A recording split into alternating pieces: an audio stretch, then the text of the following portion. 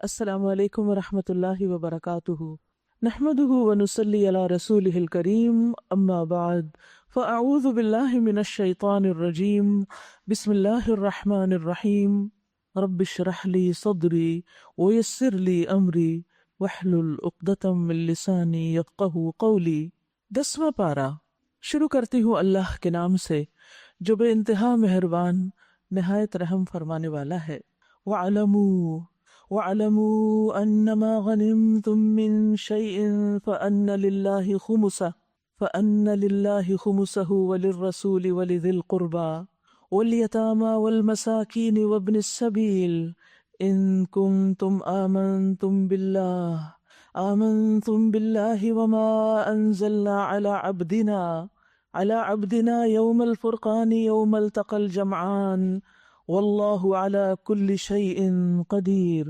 اور تمہیں معلوم ہو کہ جو کچھ مال غنیمت تم نے حاصل کیا یعنی جنگ بدر میں، اس کا 5واں حصہ اللہ اور اس کے رسول اور رشتہ داروں اور یتیموں اور مسکینوں اور مسافروں کے لیے ہے۔ اگر تم اللہ پر ایمان لائے ہو اور اس چیز پر جو فیصلے کے روز یعنی دونوں فوجوں کی مٹ بھیڑ کے دن ہم نے اپنے بندے پر نازل کی تھی، تو یہ حصہ خوشی سے ادا کرو، اللہ ہر چیز پر قادر ہے۔ یاد رکھیے کہ پچھلی امتوں میں مال غنیمت کے بارے میں اصول یہ تھا کہ جب مال غنیمت حاصل ہو تو وہ سارے کا سارا ایک جگہ پر اکٹھا کر دیا جائے۔ اکٹھا کرنے کے بعد آسمان سے ایک آگ آتی اور وہ اس کو بھسم کر دیتی، یعنی جو لوگ جنگ میں حصہ لیتے انہیں مال غنیمت میں سے کچھ بھی نہیں ملتا تھا۔ لیکن امت محمد صلی اللہ علیہ وسلم کے لیے مال غنیمت حلال کر دیا گیا، لہٰذا اب اس کی تقسیم کا قاعدہ بتایا جا رہا ہے کہ سارا مال ایک جگہ اکٹھا کیا جائے اور سب سے پہلے اس میں سے 5واں حصہ نکال لیا جائے۔ وہ 5واں حصہ کس کا ہے؟ للہ، اللہ کا نام یہاں بطور بابرکت ہے، کیونکہ اللہ سبحانہ وتعالیٰ کو کسی مال کی ضرورت نہیں، یا پھر اس کا معنی یہ ہے کہ وہ اللہ سبحانہ وتعالیٰ کے راستے میں یعنی دین کے کاموں میں استعمال کیا جائے۔ وَلِلرَّسُولِ، اور رسول صلی اللہ علیہ وسلم کے لیے، یعنی آپ کی ذاتی ضروریات، آپ کے اہل خانہ کی ضروریات کے لیے، اور رشتہ داروں کے لیے، یعنی آپ کے رشتہ داروں کے لیے، اور یتیموں اور مسکینوں اور مسافروں کے لیے، یعنی معاشرے کے جو محتاج لوگ ہیں ان کو بھی اس میں سے دیا جائے گا۔ اسی لیے آپ نے فرمایا کہ یہ جو 5واں ہے یہ بھی تمہاری طرف لوٹا دیا جاتا ہے، یعنی بالآخر تمہارے ہی کام آ جاتا ہے۔ اور اس تقسیم کے لیے بھی کیا شرط لگائی گئی کہ اگر تم اللہ پر ایمان رکھتے ہو تو یہ کرنا ہی ہوگا، یعنی یہ تمہارے ایمان کا حصہ ہے۔ پھر فرمایا یاد کرو وہ وقت جب کہ تم وادی کے اس جانب تھے اور وہ دوسری جانب پڑاؤ ڈالے ہوئے تھے، اور قافلہ تم سے نیچے ساحل کی طرف تھا۔ اگر کہیں پہلے سے تمہارے اور ان کے درمیان، ان سے مراد یہاں قریش ہیں جو مکہ سے آ رہے تھے جنگ کے لیے، فرمائے کہ اگر ان کے درمیان مقابلے کی قرارداد ہو چکی ہوتی تو تم ضرور اس موقع پر پہلو تہی کر جاتے، یعنی چونکہ مسلمان ابھی کمزور تھے، اگر انہیں پتہ چل جاتا کہ باقاعدہ کسی خاص دن کسی خاص جگہ پر جنگ کے لیے دشمن آ رہا ہے تو پھر آپس میں تم اختلاف کرنے لگتے کہ اچھا وہ جگہ مناسب ہے یا نہیں، جنگ کرنی چاہیے یا نہیں۔ فرمایا لیکن جو کچھ پیش آیا یعنی اچانک ہی آیا، وہ اس لیے تھا کہ جس بات کا فیصلہ اللہ کر چکا تھا اسے ظہور میں لے آئے، تاکہ جسے ہلاک ہونا ہے وہ دلیل روشن کے ساتھ ہلاک ہو، اور جسے زندہ رہنا ہے وہ دلیل روشن کے ساتھ زندہ رہے۔ یقیناً اللہ سننے والا اور جاننے والا ہے۔ تو یہ اچانک ایک سچویشن ایسی کریٹ ہو گئی تھی کہ جو بالآخر جنگ پر منتج ہوئی، پہلے سے کوئی اس کی تیاری نہیں تھی، پہلے سے اس کا کوئی انتظار نہیں تھا۔ اللہ تعالیٰ نے مسلمانوں کے سامنے ایک ایسی چیز لا کے رکھ دی کہ جس سے وہ پہلو تہی نہیں کر سکتے تھے۔ اس سے ایک بہت بڑا سبق ملتا ہے ہم سب کو، اور وہ یہ کہ بعض اوقات ہماری زندگی میں بھی اچانک کچھ چیزیں ایسی آ جاتی ہیں کہ جن کے لیے ہم پریپیئرڈ نہیں ہوتے، جن کے لیے ہم تیار نہیں ہوتے، انہیں ایکسیپٹ کرنا بھی ہمارے لیے بہت مشکل ہوتا ہے، لیکن صرف اللہ کا فیصلہ سمجھ کر ہم ان کو ایکسیپٹ کر لیتے۔ اس وقت ہمیں اس کا فائدہ سمجھ میں نہیں آتا کہ یہ کیوں ہو رہا ہے، لیکن جب ایک طویل عرصہ گزر جاتا ہے اور پلٹ کر ہم اپنے ماضی کے حالات کو یاد کرتے ہیں تو اس پر اللہ کا شکر ادا کرتے ہیں کہ وہ ایسا موقع آیا کہ جس کی وجہ سے یہ حالات میں تبدیلی ہوئی اور آج ہم یہاں موجود ہیں، یعنی کسی بہتری اور بھلائی اور ترقی کے مقام پر۔ یہاں بھی مشکل وہی ہے کہ چینج کو ایکسپٹ کرنا انسانی نفس پر بڑا بھاری ہے، لیکن زندگی میں بہت سے مواقع ایسے ہوتے ہیں کہ جس میں بہت سی چیزیں انسان کی مرضی کے خلاف ہو جاتی ہیں، تو اس کو اللہ کا فیصلہ سمجھ کر قبول کر لینا چاہیے، اس پر اللہ سے ناراض نہیں ہونا چاہیے، ہمارے اندر ناگواری نہیں ہونی چاہیے۔ پھر فرمایا اور یاد کرو وہ وقت جبکہ اللہ ان کو تمہارے خواب میں تھوڑا دکھا رہا تھا، یعنی نبی صلی اللہ علیہ وسلم کو خواب میں مشرکین کی تعداد، دشمنوں کی تعداد بہت کم دکھائی گئی، اور آپ نے وہی تعداد صحابہ کو بتائی۔ ایکچوئل تعداد آپ کو بھی نہیں پتا تھی اور نہ آپ کو خواب میں دکھائی گئی۔ کیوں؟ کیونکہ اگر کہیں وہ تمہیں ان کی تعداد زیادہ دکھا دیتا جو کہ تھی تو ضرور تم لوگ ہمت ہار جاتے اور لڑائی کے معاملے میں جھگڑا شروع کر دیتے، لیکن اللہ ہی نے اس سے تمہیں بچا لیا، یقیناً وہ سینوں کا حال تک جانتا ہے۔ تو آپ دیکھیے کہ تھوڑی تعداد کی وجہ سے آپ صلی اللہ علیہ وسلم نے اپنے صحابہ کو خوشخبری دے دی کہ تم فکر نہیں کرو، آنے والے بہت تھوڑے ہیں۔ اس سے ان کے دل مطمئن ہو گئے، ان کے دلوں سے ڈر نکل گیا، کیونکہ اگر زیادہ تعداد کا پتہ چل جاتا تو صحابہ دل چھوٹا کر لیتے اور پھر وہی آپس میں جھگڑا ہوتا کہ جنگ کریں یا نہ کریں۔ اور عام طور پر ایسے مواقع پر جب اختلاف رائے ہوتا ہے تو پھر بہت سی مشکلات کھڑی ہو جاتی ہیں۔ تو بہت دفعہ اللہ سبحانہ و تعالیٰ اپنے بندوں کی مدد ایسے طریقوں سے کرتا ہے جن کا اسے گمان بھی نہیں ہوتا، انسان سوچ بھی نہیں سکتا۔ اس لیے اصل بات تو یہ ہے کہ انسان کا اللہ کے ساتھ تعلق مضبوط رہے، بہترین رہے، اور پھر جو بھی اللہ کا فیصلہ ہو انسان اس پر راضی ہو جائے۔ اور یاد کرو جبکہ مقابلے کے وقت اللہ نے تم لوگوں کی نگاہوں میں دشمنوں کو تھوڑا دکھایا اور ان کی نگاہوں میں تمہیں کم کر کے پیش کیا، یعنی اب یہ جب جنگ شروع ہوئی تو اس وقت کی حالت بتائی جا رہی، وہ پہلی سچویشن وہ خواب کی تھی، تاکہ جو بات ہونی تھی اسے اللہ ظہور میں لے آئے، اور آخر کار سارے معاملات اللہ ہی کی طرف رجوع کرتے ہیں۔ یا ایھا الذین آمنوا اذا لقیتم فئۃ فاثبتوا واذکروا اللہ کثیرا لعلکم تفلحون۔ کامیابی کا راز بتایا جا رہا ہے۔ اے ایمان والو، جب کسی گروہ سے تمہارا مقابلہ ہو تو ثابت قدم رہو۔ پہلی شرط ثابت قدمی، جم کے کام کرو۔ عام روزمرہ زندگی میں بھی کامیاب لوگوں کی جو صفات ہوتی ہیں ان میں سے ایک صفت یہ ہے کہ وہ بہت فوکسڈ ہوتے ہیں، جس کام کا وہ ارادہ کر لیں، تہیہ کر لیں، پھر دنیا ادھر سے ادھر ہو جائے وہ اس سے ٹلتے نہیں، وہ کر کے دم لیتے ہیں۔ تو پہلی چیز ہے ثابت قدمی، اور دوسری چیز کثرت سے اللہ کو یاد کرو، کیونکہ انسان اگر اپنی محنت کے بعد کامیاب ہوتا ہے تو پھر وہ خود کو کریڈٹ دینے لگتا ہے جب اللہ کو بھولا وہ، اور اگر ناکام ہوتا ہے تو اس صورت میں پھر دل چھوٹا کر لیتا ہے اور بعض اوقات اللہ سے ناراض ہوتا ہے۔ تو جب انسان اللہ کا ذکر ساتھ ساتھ کرتا رہتا ہے تو پھر نہ تو تکبر آتا ہے اور نہ بزدلی آتی ہے۔ فرمایا توقع ہے کہ تمہیں کامیابی نصیب ہوگی۔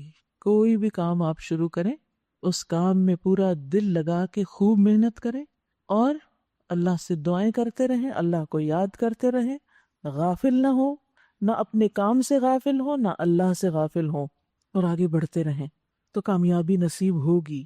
اور اللہ اور اس کے رسول کی اطاعت کرو اور آپس میں جھگڑو نہیں، یعنی ہر معاملے میں یہ دیکھو کہ اللہ کا حکم کیا، اس کے رسول کا حکم کیا ہے، اور جب مل کے کام کر رہے ہو تو ٹیم کے اندر اختلافات نہ ہو، آپس کے لڑائی جھگڑے نہ ہو، ورنہ تمہارے اندر کمزوری پیدا ہو جائے گی اور تمہاری ہوا اکھڑ جائے گی، تمہارا روب جاتا رہے گا، لوگ تمہارے بارے میں عجیب و غریب باتیں کریں گے جس کی وجہ سے تمہارے کام میں رکاوٹ آئے گی۔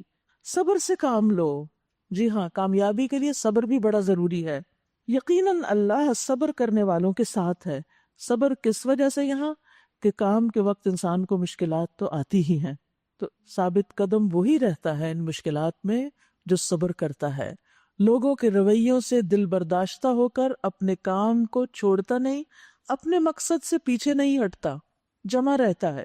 اور ان لوگوں کے رنگ ڈنگ اختیار نہ کرو جو اپنے گھروں سے اتراتے اور لوگوں کو اپنی شان دکھاتے ہوئے نکلے۔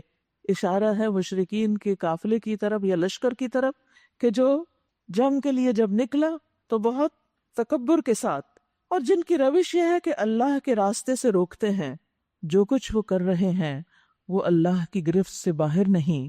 ذرا خیال کرو اس وقت کا جبکہ شیطان نے ان لوگوں کے کرتوت ان کی نگاہوں میں خوشنما بنا کر دکھائے تھے اور ان سے کہا تھا کہ آج تم پر کوئی غالب نہیں آ سکتا، فکر نہیں کرو، تم ہی کامیاب ہوگے، اور یہ کہ میں تمہارے ساتھ ہوں۔ یعنی شیطان انسان کی شکل میں، ایک سردار کی شکل میں اور کہنے لگا میں تمہارا مددگار ہوں۔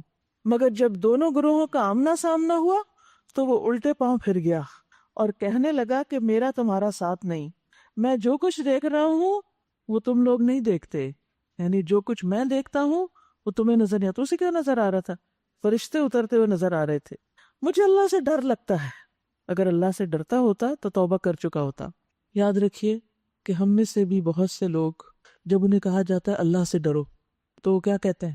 ہم ڈرتے ہیں اللہ سے، حالانکہ اگر ڈرتے ہوتے تو کچھ عاجزی ہوتی ہے ان کے اندر۔ جو اللہ سے ڈرتا ہے اس کے اندر ایک عاجزی ہوتی ہے، لیکن ہم بہت دفعہ ایسے ہی بس سنی سنائی بات ایسے ہی اوپر اوپر سے کہتے رہتے ہیں ہمیں تو اللہ سے ڈر لگتا ہے۔ یاد رکھیے اگر وہ بات ہمارے دل سے نہیں نہ نکلی اور واقعی ہم اللہ سے نہیں ڈرتے تو یہ جھوٹ لکھا جائے گا۔ جیسے شیطان نے بھی کہہ دی نا، ویسے کہنے والی بات ایک کہہ دی کہ میں اللہ سے ڈرتا ہوں، تو وہ غلط بیانی تھی۔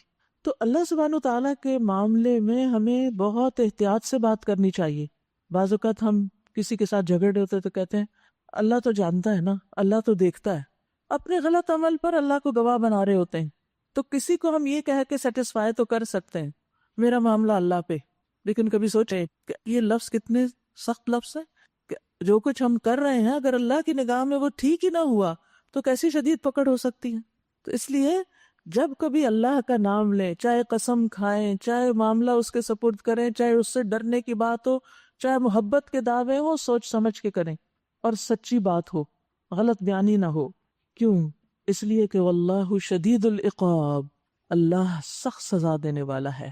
عقاب کا لفظ عقوبت سے ہے، اور عموماً عقوبت وہ سزا ہوتی ہے جو کسی فرض یا ڈیوٹی کے چھوڑنے کی وجہ سے ہوتی ہے اور حرام کام کے ارتکاب پر ہوتی، غلط کام کرنے پر ہوتی۔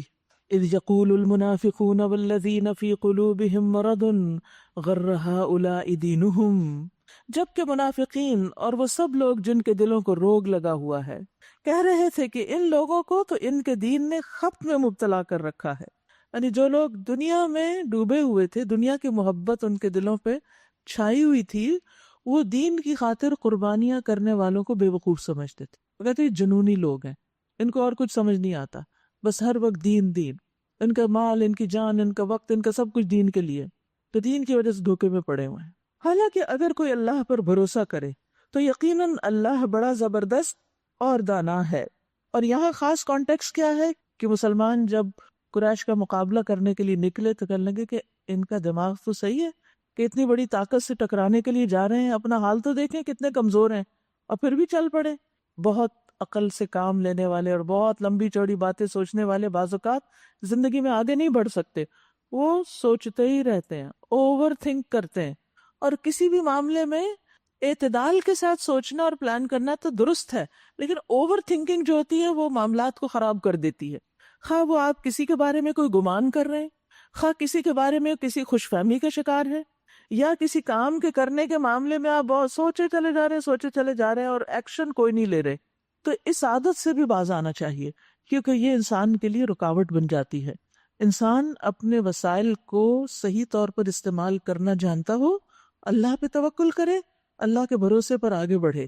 یہ تو نہیں نا کہ اب دشمن آپ کے سر پہ آ بیٹھا اور آپ کے میں تو تیار ہی نہیں ہوں تمہارے مقابلے کے لیے۔ پھر فرمایا کاش تم اس حالت کو دیکھ سکتے جبکہ فرشتے مقتول کافروں کی روحیں قبض کر رہے تھے، یعنی میدان جنگ میں جو مارے گئے ان کی روحیں جب وہ لے رہے تھے، وہ ان کے چہروں اور ان کے کولوں پر ضربیں لگا رہے تھے، یعنی ان کی پٹائی کر رہے تھے، اور کہتے جا رہے تھے لو اب جلنے کی سزا بھگتو، یعنی آج کے بعد بس آگے تمہارے آگ ہی آگ ہے۔ یہ وہ جزا ہے جس کا سامان تمہارے اپنے ہاتھوں نے پیشگی مہیا کر رکھا تھا، یہ تمہارے اپنے اعمال ہیں جو اب تمہیں اس آگ کی شکل میں ملیں گے، ورنہ اللہ تو اپنے بندوں پر ظلم کرنے والا نہیں۔ یہ معاملہ ان کے ساتھ اسی طرح پیش آیا جس طرح آل فرعون اور ان سے پہلے کے دوسرے لوگوں کے ساتھ پیش آتا رہا، کہ انہوں نے اللہ کی آیات کو ماننے سے انکار کیا اور اللہ نے انہیں ان کے گناہوں پر پکڑ لیا۔ اللہ قوت رکھتا ہے اور سخت سزا دینے والا ہے۔ یہ اللہ کی اس سنت کے مطابق ہوا کہ وہ کسی نعمت کو جو اس نے کسی قوم کو عطا کی ہو اس وقت تک نہیں بدلتا جب تک کہ وہ قوم خود اپنے طرز عمل کو نہیں بدل لیتی. یعنی اللہ سبحانہ وتعالی تو بندوں کو نعمتیں دیتا ہے، لیکن بندے اگر ناشکرے ہو جائیں، نعمتوں کی قدر نہ کریں، نعمتیں ضائع کرنے لگے، نعمت پا کر بھی ناراض رہیں، تو پھر اللہ سبحانہ وتعالی وہ نعمت ان سے چھین لیتا ہے. اللہ سب کچھ سننے اور جاننے والا ہے. آل فرعون اور ان سے پہلے کی قوموں کے ساتھ جو کچھ پیش آیا وہ اسی ضابطے کے مطابق تھا. انہوں نے اپنے رب کی آیات کو جھٹلایا، تب ہم نے ان کے گناہوں کی پاداش میں انہیں ہلاک کیا اور آل فرعون کو غرق کیا. یہ سب ظالم لوگ تھے. یقیناً اللہ کے نزدیک زمین پر چلنے والی مخلوق میں سب سے بدتر لوگ وہ ہیں جنہوں نے حق کو ماننے سے انکار کر دیا، پھر کسی طرح وہ اسے قبول کرنے پر تیار نہیں، خصوصاً ان میں سے وہ لوگ جن کے ساتھ تو نے معاہدہ کیا، پھر وہ ہر موقع پر اس کو توڑ دیتے ہیں اور ذرا اللہ سے نہیں ڈرتے. لا یتقون، یعنی مدینہ کے اندر ان قبائل اور ان گروہوں کی طرف اشارہ ہے جو نبی صلی اللہ علیہ وسلم سے معاہدے توڑتے رہے. بس اگر یہ لوگ تمہیں لڑائی میں مل جائیں تو ان کی ایسی خبر لو کہ ان کے بعد جو دوسرے لوگ ایسی روش اختیار کرنے والے ہوں ان کے حواس باختہ ہو جائیں، یعنی دوسروں کو بھی عبرت ہو جائے. توقع ہے کہ بد عہدوں کے اس انجام سے وہ سبق لیں گے. اور اگر کبھی تمہیں کسی قوم سے خیانت کا اندیشہ ہو تو اس کے معاہدے کو علانیہ اس کے آگے پھینک دو. یقیناً اللہ خائنوں کو پسند نہیں کرتا. منکرین حق اس غلط فہمی میں نہ رہے کہ وہ بازی لے گئے ہیں. انہم لا یعجزون، یقیناً وہ ہرا نہیں سکتے، یعنی اللہ سبحانہ وتعالیٰ کو. اور تم لوگ جہاں تک تمہارا بس چلے زیادہ سے زیادہ طاقت اور تیار بندھے رہنے والے گھوڑے ان کے مقابلے میں مہیا رکھو. گھوڑوں سے مراد سواریاں ہیں، تاکہ اس کے ذریعے سے اللہ کے اور اپنے دشمنوں کو اور ان دوسرے دشمنوں کو خوف زدہ کرو جنہیں تم نہیں جانتے مگر اللہ جانتا ہے. اللہ کی راہ میں جو کچھ تم خرچ کرو گے اس کا پورا پورا بدلہ تمہاری طرف پلٹا کر دے دیا جائے گا اور تمہارے ساتھ ہرگز ظلم نہ ہوگا. وَإِن جَنَحُوا لِلسَّلْمِ فَاجْنَحْ لَهَا وَتَوَكَّلْ عَلَى اللَّهِ، اور اے نبی اگر دشمن صلح سلامتی کی طرف مائل ہوں تو تم بھی اس کے لیے آمادہ ہو جاؤ اور اللہ پر بھروسہ کرو، یقیناً وہی سب کچھ سننے والا اور جاننے والا ہے. اور اگر وہ دھوکے کی نیت کرتے ہو تو تمہارے لیے اللہ کافی ہے. یہاں نبی صلی اللہ علیہ وسلم کو تلقین کی جا رہی ہے کہ اگر دشمن لڑنا نہ چاہیں اور صلح کرنا چاہیں، صلح کی طرف مائل ہو تو صلح کر لو. اس میں بہت سے فائدے ہیں، کیونکہ سب سے پہلا فائدہ تو یہ کہ اس میں عافیت ہے. جنگ جو ہے وہ ہر حال میں نقصان دہ ہے دونوں فریقوں کے لیے. کامیاب ہونے والے فریق کے لیے بھی اس میں نقصان پوشیدہ ہوتے ہیں، اور جو ناکام ہے وہ تو ہے ہی ناکام. تو صلح سے کیا ہے کہ انسان کو عافیت مل جاتی ہے، بہت سے نقصان سے انسان بچ جاتا ہے، اور اس سے انسان کی اپنی قوت بھی مضبوط ہوتی ہے. اور اس سے یہ بھی پتہ چلتا ہے کہ دشمن آپ کی قوت کو تسلیم کر رہا ہے، اسی لیے وہ صلح کرنا چاہتا ہے، وہ لڑنے کے قابل نہیں ہے. پھر اسی طرح یہ ہے کہ اس صلح کے بعد جو تمہیں ایک قوت حاصل ہوگی یہ تمہیں کہیں اور کام آئے گی. یہ بعض اوقات کچھ ٹرمز اینڈ کنڈیشنز پر صلح ہوتی ہے، کچھ لے دے کے، تو اس میں جو تمہیں ملے گا اس صلح کے نتیجے میں، جیسے نبی صلی اللہ علیہ وسلم نے کچھ قبائل کے ساتھ جب صلح کی تو انہوں نے آپ کو خراج وغیرہ دیا، تو پھر یہ دوسری جگہوں پر کام آیا. پھر اسی طرح یہ ہے کہ ہر وہ انسان جس کے پاس عقل اور بصیرت ہو اور وہ انصاف پسند بھی ہو تو وہ یہ بات مان لے گا کہ اسلام صلح کو زیادہ اہمیت دیتا ہے، یہ صلح کو پریفر کرتا ہے جنگ پر. امن پسند دین ہے یہ. وہی تو ہے جس نے اپنی مدد سے اور مومنوں کے ذریعے سے تمہاری تائید کی اور مومنوں کے دل ایک دوسرے کے ساتھ جوڑ دیے. وَأَلَّفَ بَيْنَ قُلُوبِهِمْ لَوْ أَنفَقْتَ مَا فِي الْأَرْضِ جَمِيعًا مَا أَلَّفْتَ بَيْنَ قُلُوبِهِمْ وَلَكِنَّ اللَّهَ أَلَّفَ بَيْنَهُمْ إِنَّهُ عَزِيزٌ حَكِيمٌ. تم روئے زمین کی ساری دولت بھی خرچ کر ڈالتے تو ان لوگوں کے دل جوڑ نہ سکتے تھے، مگر وہ اللہ ہے جس نے ان لوگوں کے دل جوڑے، ان میں محبتیں پیدا کیں. یقیناً وہ بڑا زبردست اور حکمت والا ہے. یاد رکھیے دلوں میں محبت اللہ ہی ڈالتا ہے، اور خاص طور پر وہ محبت جو کسی بھی قسم کی نفسانی خواہش اور کسی بھی طرح کے دنیاوی مفاد اور کسی بھی چیز سے خالی ہو اور صرف اللہ کی خاطر ہو، جس میں کوئی حسب نسب نہیں، کوئی رشتہ داری نہیں، کوئی مالی فائدہ نہیں، کہیں کوئی تجارتی تعلق نہیں، کہیں کوئی اور وجہ نہیں آپس میں ملنے جلنے کی، صرف اور صرف اللہ کی خاطر محبت، یہ اللہ ہی بندوں کے دلوں میں ڈالتا ہے۔ ابن عباس کہتے ہیں جب اللہ کچھ دلوں کو ایک دوسرے کے قریب کر دیتا ہے تو کوئی چیز انہیں دور نہیں کر سکتی۔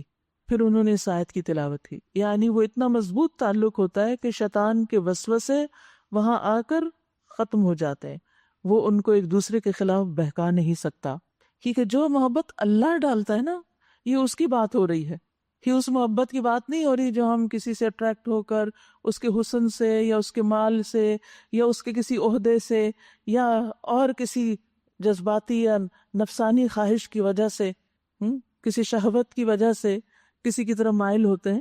تو اس میں تو آپ نے دیکھا ہوگا کہ لوگ محبتیں کرتے بھی ہیں اور کچھ دن کے بعد ایک دوسرے کے دشمن بھی بن جاتے ہیں، کیونکہ وہ صرف سطحیت پر مبنی ہوتی، صرف جذبات پر مبنی ہوتی ہے، ان کے پیچھے کوئی مضبوط بنیاد نہیں ہوتی، کوئی وجہ نہیں ہوتی۔ لیکن وہ محبت جو اللہ کی طرف سے آتی، اللہ بندوں کے دلوں میں ڈالتا ہے، وہ مرنے کے بعد بھی ختم نہیں ہوتی، وہ کسی حال میں ختم نہیں ہوتی۔ تو دو طرح کی محبتیں ہوتی ہیں، یاد رکھیے۔ ایک محبتیں جو مفادات پر مبنی ہوتی ہیں، وہ مفادات صرف مالی نہیں ہوتے، وہ مفادات اپنے جذبات کی سیٹسفیکشن بھی ہو سکتی ہے، شہوات بھی ہو سکتی، وہ کچھ بھی ہو سکتی۔ تو اس میں کیا ہوتا ہے، جب اس شہوت کی تکمیل نہیں ہوتی، دوسرے سے وہ غرض اور مقصد اور مطلب پورا نہیں ہوتا، تو پھر کیا ہوتا ہے، وہ محبت ختم، بلکہ وہ محبت دشمنی میں بدل گئی۔ اور ایسی بھی محبتیں آپ دنیا میں دیکھتے ہیں، سنتے ہیں، جو کہتے ہیں نا کہ مطلب دی یہ دنیا یار، تو یہ جو مطلب والی محبت ہوتی ہے نا، یہ نہیں قائم رہتی۔ لیکن جب آپ اللہ سے محبت کرتے، اللہ کے دین سے محبت کرتے، اللہ کے کام سے محبت کرتے، پھر اللہ اس بندے سے محبت کرتے ہیں تو اللہ تعالیٰ جبریل کو بلاتے ہیں اور ان سے کہتے ہیں بے شک میں اپنے اس بندے سے محبت کرتا ہوں، جس سے بھی وہ محبت کرتے ہیں، تم سب اس سے محبت کرو۔ تو جبریل علیہ السلام حاملین عرش، جو فرشتے عرش اٹھائے ہوئے ہیں، ان سے کہتے ہیں، وہاں چرچا کرتے ہیں کہ فلاں بندے سے اللہ محبت کرتا ہے، تو آسمان والے حاملین عرش کی ملی جلی آوازوں کا شور سنتے ہیں، یعنی وہ آپس میں ایک دوسرے سے باتیں کرنے لگتے ہیں، اچھا دیکھو فلاں بندہ فلاں سے اللہ محبت کرتا ہے، یعنی ان کے درمیان ایک ہلچل سی مچ جاتی۔ تو پھر ساتویں آسمان والے بھی اس سے محبت کرنے لگتے ہیں، حاملین عرش سے پھر سب سے اوپر والے آسمان کے فرشتوں کے پاس آتی ہے وہ بات، پھر وہ محبت کرنے لگتے ہیں، پھر اس کے بعد اس سے نچلے آسمان پہ، پھر اس سے نچلے، پھر اس سے، پھر ہر ایک آسمان والے اس سے محبت کرتے ہیں، یہاں تک کہ اس کی مقبولیت آسمان دنیا تک آ جاتی ہے، پھر اس کا ذکر زمین پہ اتر آتا ہے، پھر زمین والے بھی اس سے محبت کرنے لگتے ہیں۔ تو یہ ہے وہ محبت جو اللہ دلوں میں ڈالتا ہے، جس کا ذکر یہاں کیا جا رہا ہے۔ ہم عام طور پر دو محبتوں کو مکس اپ کر دیتے ہیں، ان میں فرق نہیں کرتے، مطلب کی محبت اور اللہ کی خاطر کی جانے والی محبت۔ اللہ تعالیٰ فرماتے ہیں وَأَلَّفَ بَيْنَ قُلُوبِهِمْ، اس نے یہ محبت ان کے دلوں میں ڈالی، یہ جس کا ذکر تفصیل حدیث میں آ رہی ہے۔ اور پھر فرمایا لَوْ أَنفَقْتَ مَا فِي الْأَرْضِ جَمِيعًا، انہیں کوئی مطلب نہیں ہے آپ سے، اگر ان کو آپ پوری زمین کی دولت بھی بانٹ دیتے، مَا أَلَّفْتَ بَيْنَ قُلُوبِهِمْ، آپ ان کے دلوں میں یہ والی محبت نہ ڈال سکتے، یہ محبت نہیں آ سکتی تھی۔ وَلَكِنَّ اللَّهَ أَلَّفَ بَيْنَهُمْ، یہ اللہ نے ان کے درمیان یہ محبت ڈالی ہے، اس لیے یہ پائیدار محبت ہے۔ جب تک یہ دین پر رہیں گے، یہ ایک دوسرے سے بے لوث، مخلص اور بغیر کسی لالچ کے محبت کرتے رہیں گے۔ یہی وہ محبت ہے جس کا اجر بہت بڑا ہے، دنیا میں بھی انسان کے لیے خوشی اور سکون کا باعث ہے، اور آخرت میں بھی انسان کے لیے بڑے درجوں کی بات ہے۔ اس میں عرش کے سائے تلے ایسے لوگ ہوں گے، انبیاء اور شہداء ان پر رشک کر رہے ہوں گے، یہ وہ لوگ ہوں گے جو صرف اللہ کی خاطر آپس میں ملے اور انہوں نے ایک دوسرے سے محبت کی، پھر وہ ایک دوسرے کے قریب رہے تو بھی محبت کرتے رہے، دور بھی چلے گئے تو بھی محبت ختم نہیں ہوئی۔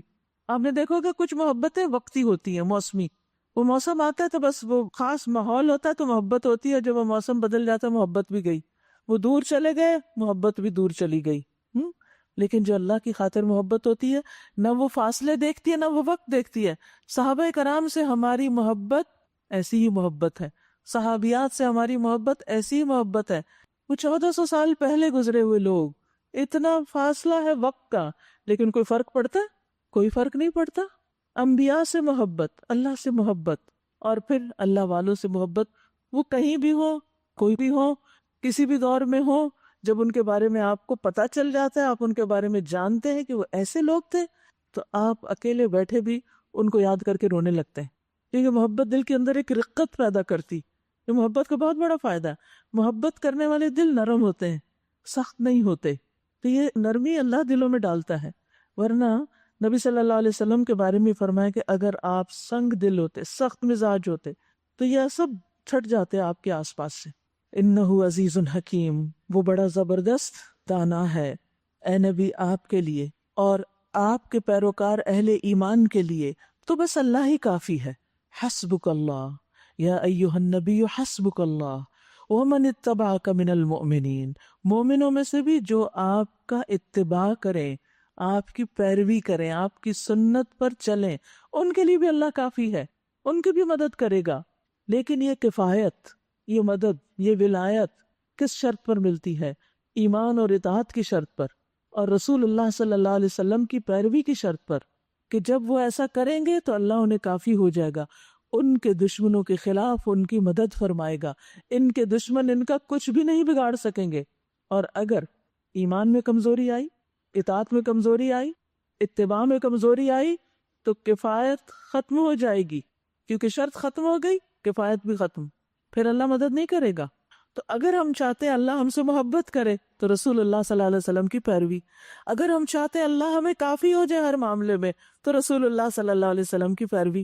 ہم زبان سے تو پڑھ لیتے ہیں حسبی اللہ و نعم الوکیل، لیکن وہ اللہ کی مدد اس پکار کے بعد کب آئے گی؟ جب ہم اپنا طرز عمل بھی ٹھیک کریں گے، ہم اپنی زندگی میں پائی جانے والی غلطیوں کی اصلاح کریں گے.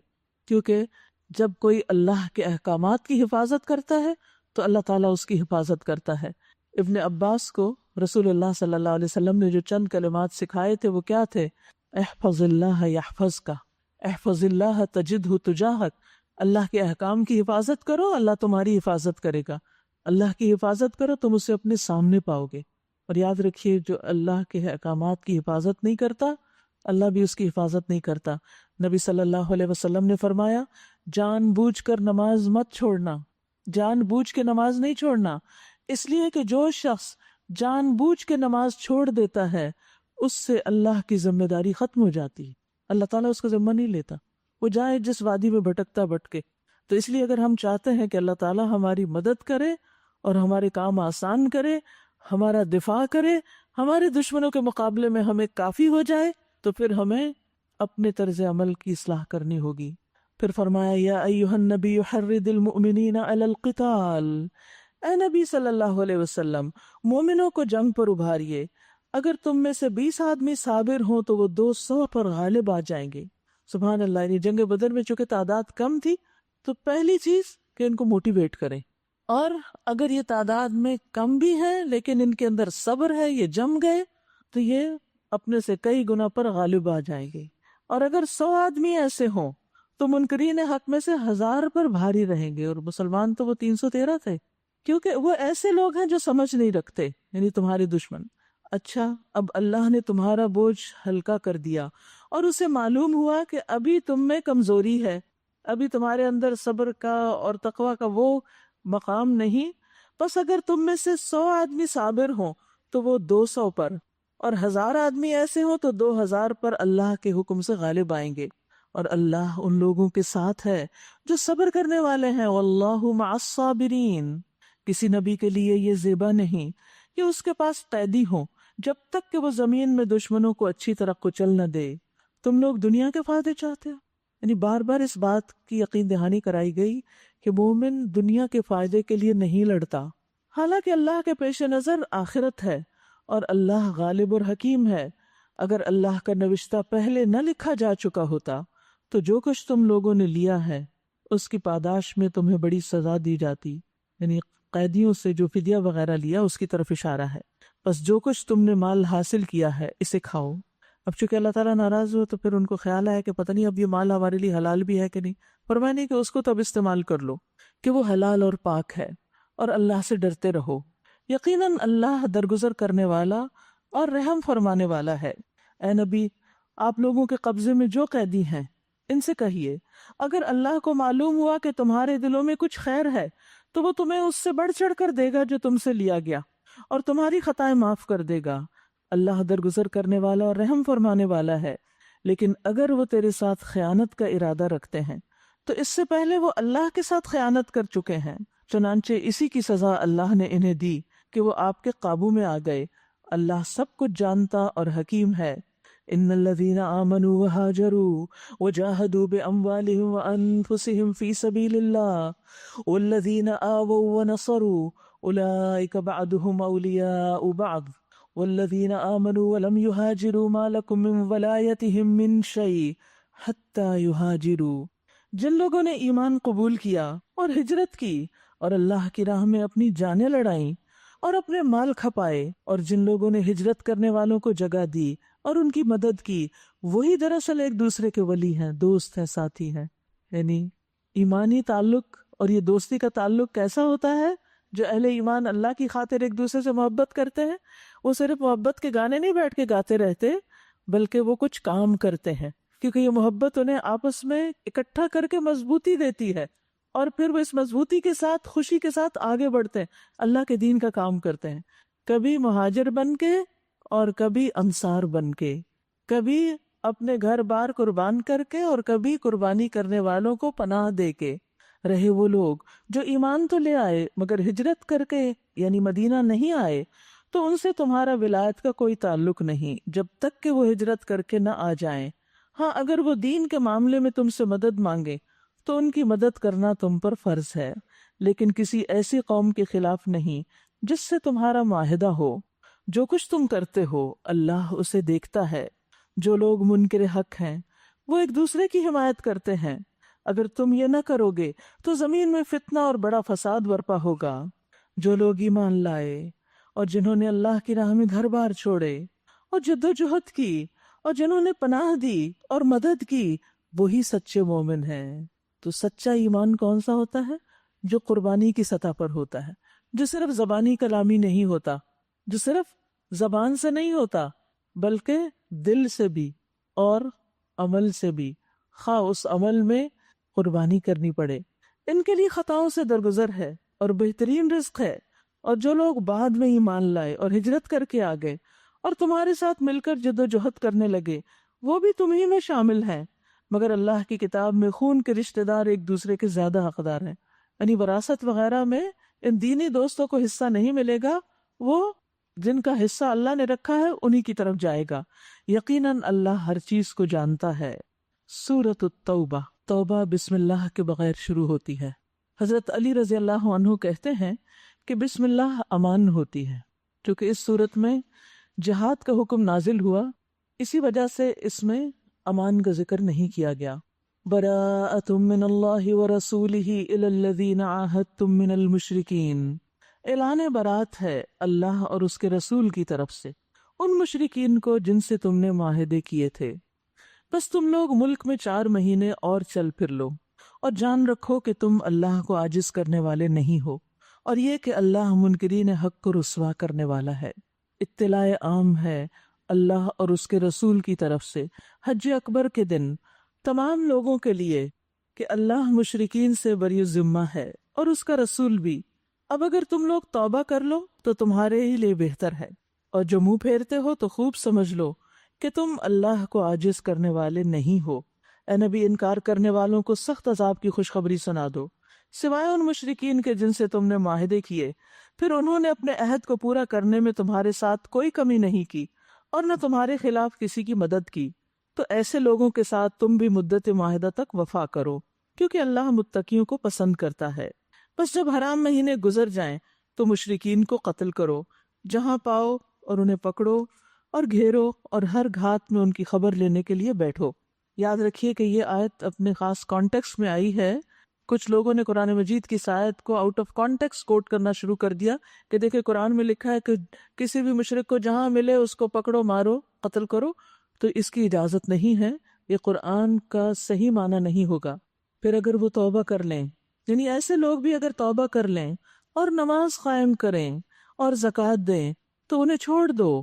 یاد رکھیے اللہ سبحانہ و تعالی بندوں کو خیر کی طرف بلاتا ہے۔ جس میں ان کا اپنا ہی فائدہ ہے۔ یہاں پر 3 شرائط کے ساتھ چھوڑنے کی بات کی گئی، اور وہ 3 شرائط کیا ہیں؟ نمبر 1 توبہ فَإِن تابوا، نمبر 2 وَأَقَامُوا الصَّلَاةَ، اور نمبر 3 وَآتَوُا الزَّكَاةَ فَخَلُّوا سَبِيلَهُم۔ تو اس سے پتہ چلتا ہے کہ اقامت صلاۃ کے ساتھ ساتھ زکوٰۃ کی ادائیگی بھی بہت ضروری ہے۔ نماز کے ساتھ ہی زکوٰۃ کا ذکر ہے، اور اس میں حکمت کیا ہے؟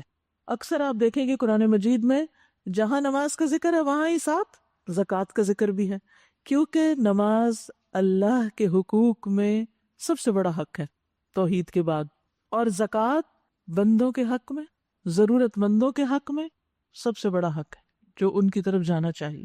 وہ ہمارے مال میں ان کی امانت ہے۔ پھر اسی طرح یہ ہے کہ نماز کے بعد زکوٰۃ کا درجہ ہے۔ ابن مسعود کے پاس ایک لڑکا بیٹھا قرآن پڑھ رہا تھا، اور ان کے پاس ان کے ساتھی بھی بیٹھے تھے۔ تو ایک شخص آیا جس کو حضرمہ کہا جاتا تھا۔ اس نے کہا، اے ابو عبد الرحمن، اسلام کے کون سے درجات افضل ہیں؟ انہوں نے کہا نماز۔ پوچھا پھر کون سا؟ فرمایا زکوٰۃ۔ یعنی نماز کے بعد اہم ترین فریضہ کیا ہے؟ زکوٰۃ ہے، اور پھر اسی کے ساتھ امان بھی ہے، جیسے کہ اس آیت میں آتا ہے۔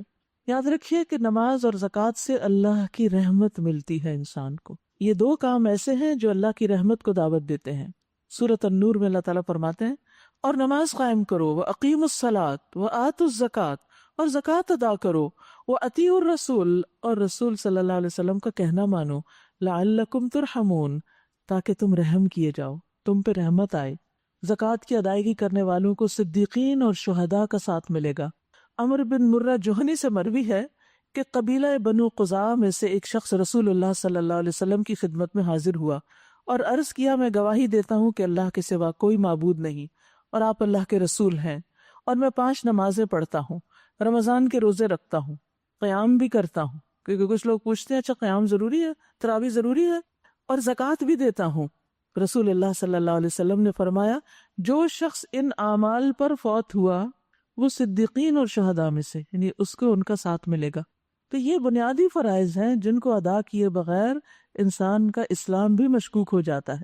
اس کے ساتھ ساتھ زکوٰۃ کے کچھ دنیاوی فائدے بھی ہیں اور آخرت کے فائدے بھی ہیں۔ جابر کہتے ہیں کہ ایک شخص نے کہا، اے اللہ کے رسول، اگر کوئی شخص اپنے مال کی زکوٰۃ ادا کرے تو یہ کیسا ہے؟ آپ نے فرمایا، جس نے اپنے مال کی زکوٰۃ ادا کی بس اس سے اس کے مال کی برائی جاتی رہی، یعنی اس کے مال کا شر دور ہو جائے گا، اور جس مال میں سے زکوٰۃ ادا نہ کی گئی وہ قیامت کے دن انسان کے لیے وبال بنے گا، آگ میں لے جانے کا باعث ہوگا۔ سنن نبی داؤد کی روایت ہے، نبی صلی اللہ علیہ وسلم کی اہلیہ عائشہ رضی اللہ تعالی عنہا نے فرمایا کہ ایک دن رسول اللہ صلی اللہ علیہ وسلم میرے پاس تشریف لائے۔ آپ نے میرے ہاتھوں میں چاندی کی موٹی موٹی انگوٹھیاں دیکھی۔ آپ نے دریافت کیا، اے عائشہ یہ کیا ہے؟ میں نے عرض کیا، یا رسول اللہ، یہ میں نے اس لیے بنوائی ہیں تاکہ آپ کی خاطر زیب و زینت کروں، آپ کو خوش کرنے کے لیے پہنی ہے۔ آپ نے پوچھا، تم اس کی زکوٰۃ ادا کرتی ہو؟ میں نے کہا نہیں، یا اسی طرح کی کوئی بات کہی تو آپ نے فرمایا، تمہیں جہنم میں لے جانے کے لیے پھر یہی کافی ہے۔ کیونکہ بہت سے لوگ اس بات پہ جھگڑا کرتے رہتے ہیں کہ زیور کی زکوٰۃ ہے یا نہیں، تو آپ صلی اللہ علیہ وسلم نے اپنی اہلیہ کو اتنی سخت بات کہی کہ ٹھیک ہے زیب و زینت اپنی جگہ، لیکن اس کا حق بھی دینا ہوگا۔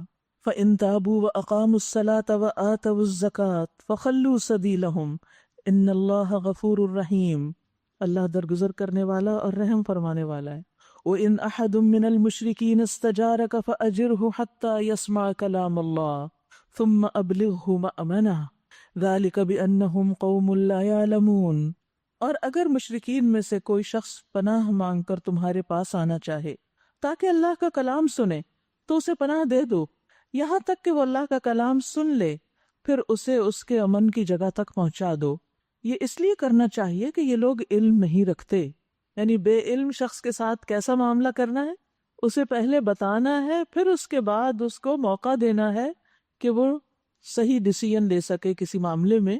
اور یہاں سے یہ بھی پتہ چلتا ہے کہ دین کی سمجھ بوجھ حاصل کرنے سے انسان کو امان ملتی ہے۔ یعنی اگر کوئی نان مسلم بھی تم سے پناہ لیتا ہے اس بنا پر کہ آپ سے قرآن کو سنے یا اس کے احکام کو جانے، تو پھر اسے سناؤ۔ یہ نہ سوچو کہ یہ تو مسلمان ہی نہیں، اس کو کیا سنانا، اس نے تو ماننا ہی نہیں۔ یعنی کچھ لوگوں کے بارے میں ہم پہلے سے ایزیوم کر لیتے ہیں یہ تو نہیں مانیں گے، آپ کو کیا پتا، آپ اپنا فریضہ ادا کریں اور پھر وہ جانے اور ان کا کام جانے۔ اللہ کو سب پتا ہے کہ کون ماننے والا ہے اور کون نہیں. ہم کسی کے دلوں کا حال نہیں جانتے. ان مشرکین کے لیے اللہ اور اس کے رسول کے نزدیک کوئی عہد آخر کیسے ہو سکتا ہے سوائے ان لوگوں کے جن سے تم نے مسجد حرام کے پاس معاہدہ کیا تھا. جب تک وہ تمہارے ساتھ سیدھے رہیں تم بھی ان کے ساتھ سیدھے رہو کیونکہ اللہ متقیوں کو پسند کرتا ہے.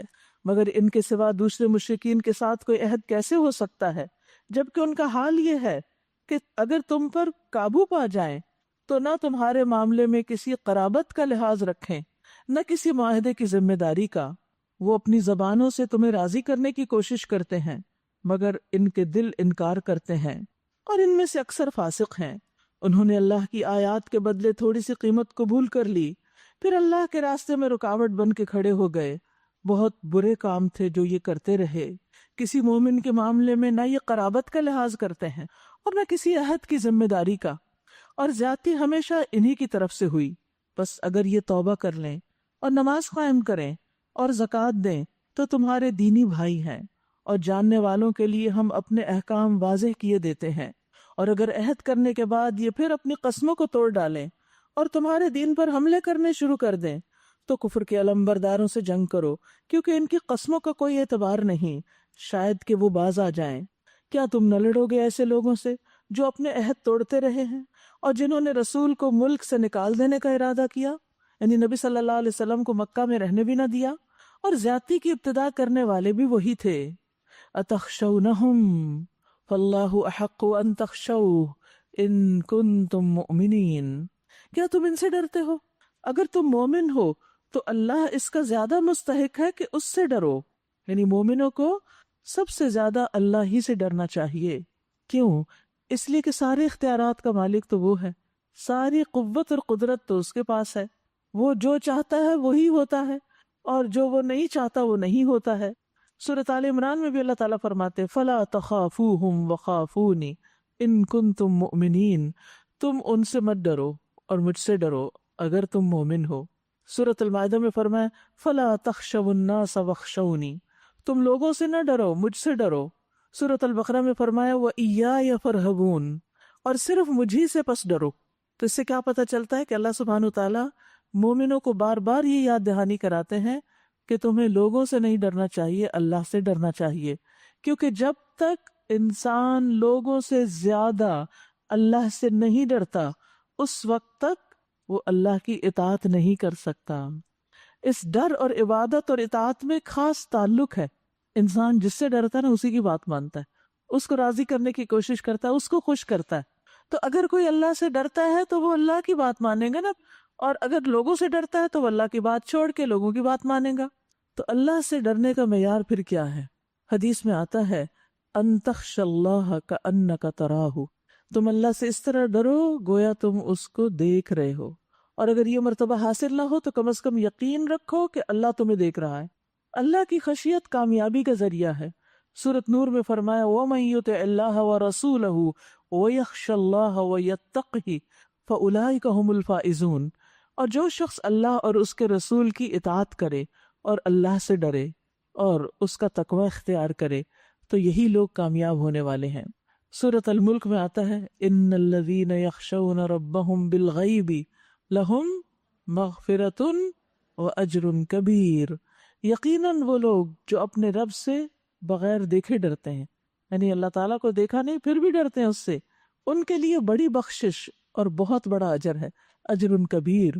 حدیث میں بھی آتا ہے 3 چیزیں نجات دینے والی ہیں, جن میں سے ایک کھلے چھپے اللہ سے ڈرنا, کیونکہ انسان گناہ چھوڑ نہیں سکتا جب تک اللہ سے نہ ڈرتا ہو. کیونکہ آپ دیکھیے کہ جو گناہ بندوں کے ڈر سے چھوڑتے ہیں نا اس میں پائیداری نہیں ہوتی, کیونکہ جہاں بندے نہیں ہوتے ہم وہ شروع کر دیتے ہیں وہی کام جو ہمیں نہیں کرنا چاہیے. لیکن جو شخص اللہ سے ڈرتا ہے نا پھر وہ ہر جگہ اللہ سے ڈرتا ہے, پھر وہ غلط کام نہیں کرتا. تو کسی بھی انسان کی صحیح اصلاح جو ہے اور اس کے اندر بہتری اس وقت تک نہیں آ سکتی جب تک وہ سب سے زیادہ اللہ سے محبت نہ کرے اور سب سے زیادہ اللہ سے نہ ڈرتا ہو. ان سے لڑو, اللہ تمہارے ہاتھوں سے انہیں سزا دلوائے گا اور انہیں ذلیل و خوار کرے گا اور ان کے مقابلے میں تمہاری مدد کرے گا, اور بہت سے مومنوں کے دل ٹھنڈے کرے گا اور ان کے دلوں کی جلن مٹا دے گا، اور جسے چاہے گا توبہ کی توفیق بھی دے گا۔ اللہ سب کچھ جاننے والا اور دانا ہے۔ سبحان اللہ۔ سینوں کی شفا کس کے پاس ہے؟ اللہ کے پاس۔ اور دلوں کا غیظ و غضب کون دور کر سکتا ہے؟ اللہ سبحانہ و تعالی۔ یہ اللہ ہی ہے جو مومنوں کے دلوں کو سکون دیتا ہے، کیونکہ وہ ان سے محبت کرتا ہے، ان کے حالات کی رعایت کرتا ہے۔ تو یاد رکھیے، اگر انسان کے دل میں کسی بھی قسم کا اضطراب ہے، بے چینی ہے، ڈپریشن ہے، پریشانی ہے، تو اس کا حل اللہ کے پاس۔ اس سے حل مانگیے، اس سے دعا کیجیے کہ وہ آپ کے دل کی اس کیفیت کو اچھی کیفیت سے بدل دے۔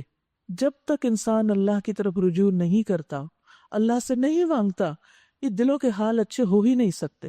اور یہاں پر آپ دیکھیے کتنا خوبصورتی سے فرمایا، وَيَشْفِ صُدُورَ قَوْمٍ مُؤْمِنِينَ، مومنوں کے دلوں کو، مومن قوم کے دلوں کو شفا بخشتا ہے اور ان کے دلوں کا غصہ دور کر دے گا۔ یعنی جن لوگوں نے ان کو غصہ دلایا اور جو لوگ ان کو ستاتے رہے، ان کو انہی کے ہاتھوں سزا دلوا کے۔ ام حسبتم ان تترکوا، کیا تم لوگوں نے یہ سمجھ رکھا ہے کہ یوں ہی چھوڑ دیے جاؤ گے؟ حالانکہ اللہ نے ابھی یہ تو دیکھا ہی نہیں کہ تم میں سے کون وہ لوگ ہیں جنہوں نے اس کی راہ میں جانفشانی کی، اور اللہ اور رسول اور مومنین کے سوا کسی کو دلی دوست نہیں بنایا۔ جو کچھ تم کرتے ہو اللہ اس سے باخبر ہے۔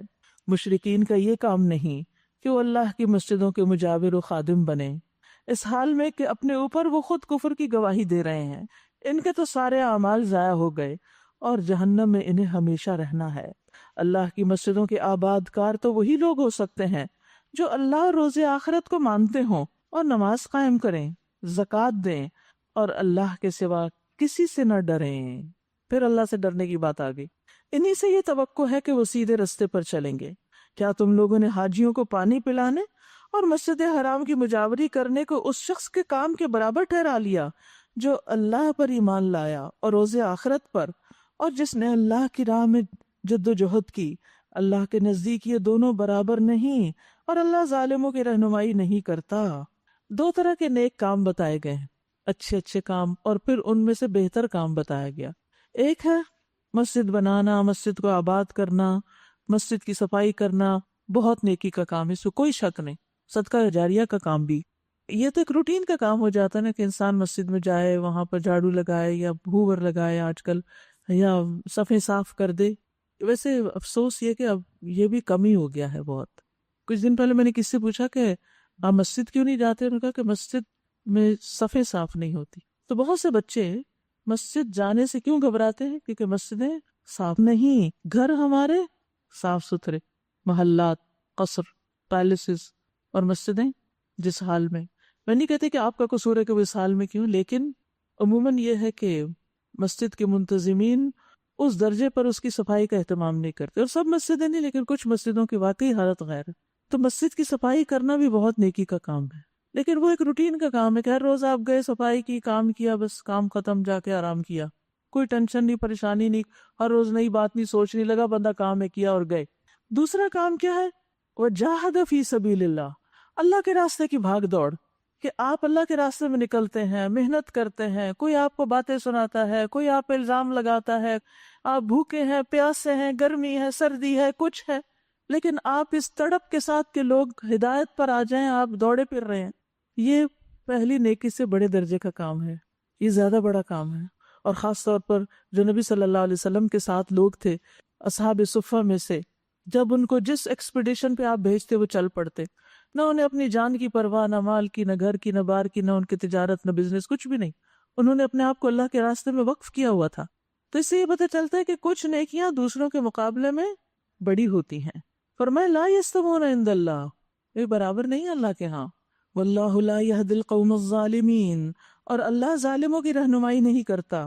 اور یہاں ایک خاص کانٹیکس میں بھی یہ بات ہے کہ مکہ کے جو قریش کے لوگ تھے وہ اپنے آپ کو بہت بڑا سمجھتے تھے، کس وجہ سے کہ ہم حرم کے مجاور ہیں، ہم کعبہ کی خدمت کرتے ہیں، ہم حاجیوں کو پانی پلاتے ہیں، ستو پلاتے ہیں، انہیں کھانے کھلاتے ہیں، ان کی خدمت کرتے ہیں۔ تو اللہ سبحانہ وتعالیٰ فرماتے ہیں تمہاری یہ نیکی جب تک تم ایمان نہیں لاتے قبول نہیں۔ اور تمہارے مقابلے میں دیکھو کون لوگ ہیں، وہ صحابہ جو ایمان لائے اور پھر اس کے بعد انہیں گھروں سے نکالا گیا اور ابھی تک وہ قربانیاں دیتے چلے جا رہے ہیں۔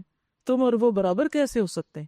ایمان والے اور ایمان نہ لانے والے ایک نہیں، اور پھر صرف یہ کام کرنے والے اور دوسری بھاگ دوڑ کرنے والے بھی برابر نہیں۔ یاد رکھیے، جو جس کام میں جتنی زیادہ محنت کرتا ہے اس کا اجر اسی کے مطابق بڑا ہوتا ہے، کیونکہ اللہ کے ہاں کوششیں دیکھی جاتی ہیں۔ الذین آمنوا وہاجروا، اللہ کے نزدیک ان کا درجہ بڑا ہے جو ایمان لائے اور جنہوں نے اس کی راہ میں گھر بار چھوڑے اور جان و مال سے جہاد کیا، وہی کامیاب ہیں۔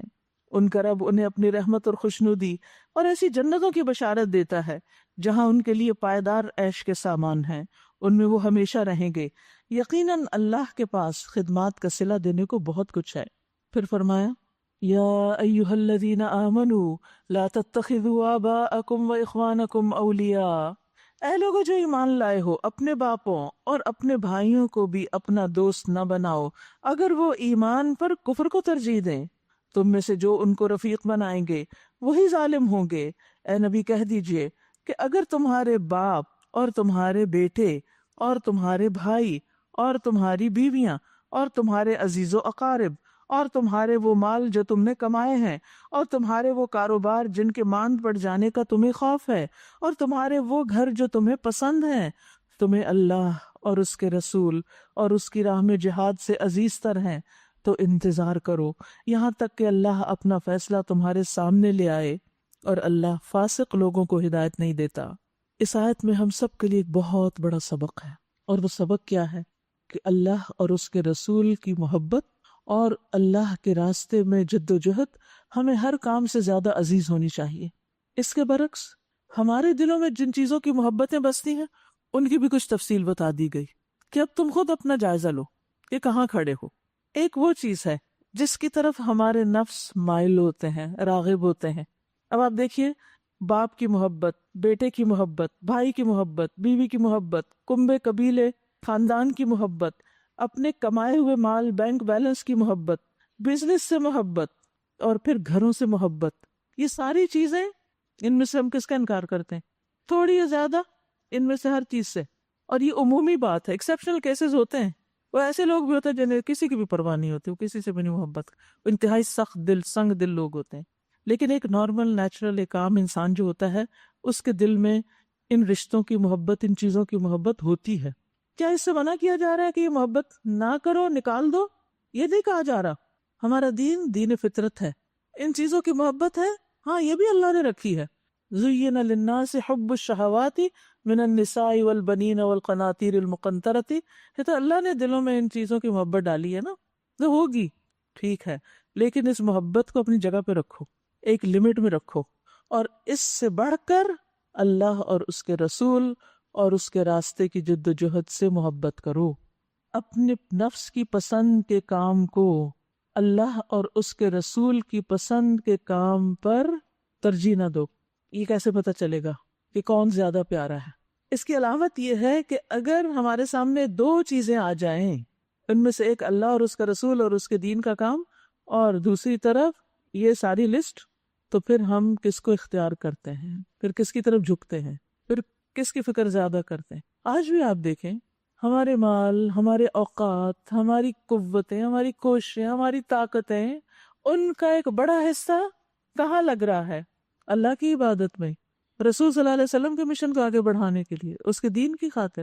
اس میں کتنا خرچ کرتے ہیں اور ان چیزوں کے لیے کتنا وقت لگاتے ہیں اور ان کو کتنی زیادہ امپورٹنس دیتے ہیں۔ کیوں؟ اس لیے کہ ہمیں ان سے انسٹنٹ فائدے، گریٹیفیکیشن ہمیں ملتی، ہم ان کے ساتھ اچھا کرتے ہیں، وہ بھی ہم سے پیار کرتے ہیں، ہم اپنے بہن بھائیوں سے محبت کرتے ہیں، گھر سے، ہسبینڈ وائف کی محبت، کنبہ قبیلہ، میل ملاقات، دعوتیں، پارٹیاں، اور پھر بزنس، گھر، یہ ساری چیزیں ہمیں دنیا میں مزہ دیتی ہیں۔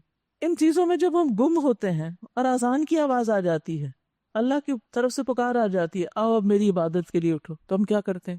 رسول اللہ صلی اللہ علیہ وسلم جب اپنے گھر میں ہوتے تھے تو کیا کرتے تھے؟ صحابہ کرام کو جب جہاد کے لیے پکار آتی تھی تو کیا کرتے تھے؟ ایک صحابی شہید ہو گئے ایک جنگ میں، تو آپ نے فرمایا کہ ان کو غسل دو، ورنہ شہید کو تو غسل نہیں دیا جاتا۔ اور پھر ایک صحابی تھے جن کو آپ نے فرمایا کہ ملائکہ غسل دے رہے ہیں کیونکہ جنابت کی حالت میں تھے، انہوں نے اتنی دیر نہیں لگائی، نئی نئی شادی ہوئی تھی، وہ اسی وقت نکل آئے اور وہ جنابت کی حالت میں تھے کیونکہ پکار آ گئی ہے، اب بیٹھ نہیں سکتے۔ ہم اللہ کی پکار سن کے اس کے بعد کتنی دیر لگاتے ہیں اللہ کی طرف جانے میں. پھر اسی طرح اللہ کے رسول صلی اللہ علیہ وسلم کی کوئی سنت ہوتی ہے یا پھر کوئی دین کا کام ہوتا ہے تو ہمارا رویہ کیا ہوتا ہے. پھر اسی طرح یہ ہے کہ جب دین کا بھی ہم کام کریں تو اس میں بھی ہم صرف اپنے نفس کی چاہت کے پہلو کو نہ رکھیں.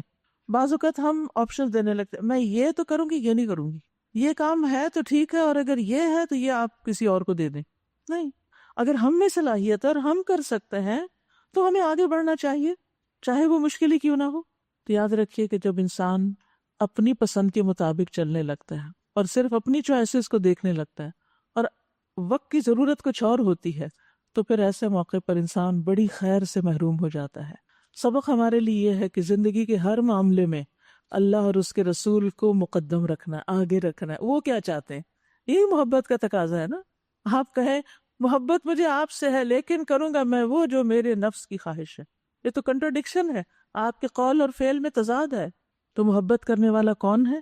جو اللہ اور اس کے رسول کی اطاعت کو مقدم رکھے. مقدم کا کیا معنی ہے؟ یعنی آگے رکھے، پرائرٹی دے. اللہ اور اس کے رسول کی بات کو دوسروں کی بات سے آگے رکھے. باپ، بھائی، رشتہ دار، خاندان، قبیلہ، سوشل سرکل، سب سے زیادہ اللہ کی بات کو امپورٹنس دے.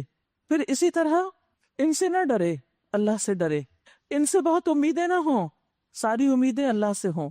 ان پر بھروسہ نہ ہو، اللہ پر بھروسہ ہو.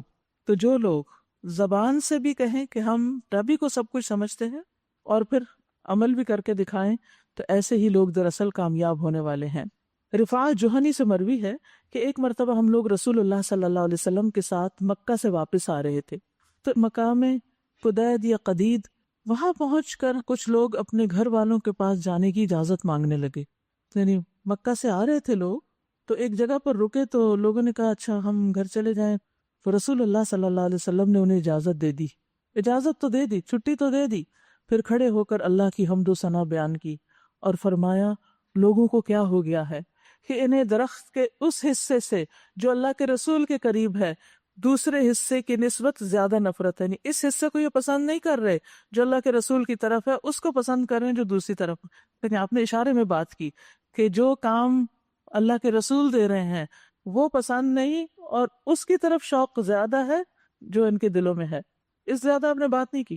صحابی کہتے ہیں کہ اس وقت ہم نے سب لوگوں کو روتے ہوئے دیکھا کہ یہ ہم سے کیا غلطی ہوئی.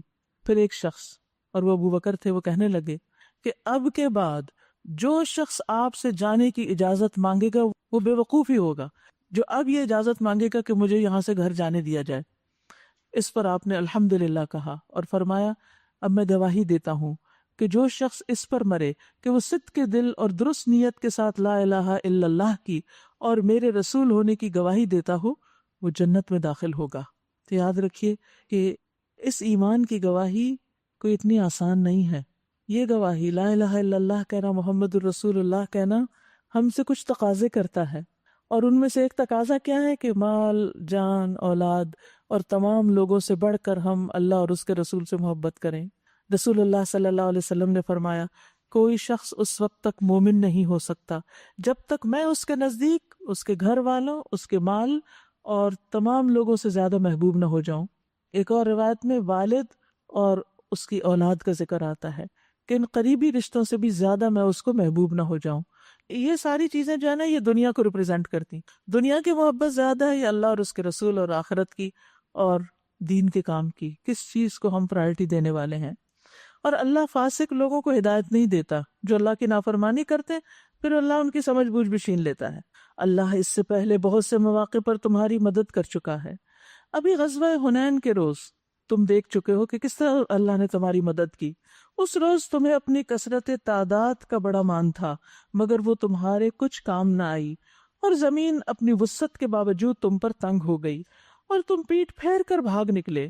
پھر اللہ نے اپنی سکینت اپنے رسول پر اور مومنوں پر نازل فرمائی اور وہ لشکر اتارے جو تمہیں نظر نہ آتے تھے، یعنی فرشتوں کے، اور منکرین حق کو سزا دی کہ یہی بدلہ ہے ان لوگوں کے لیے جو حق کا انکار کریں.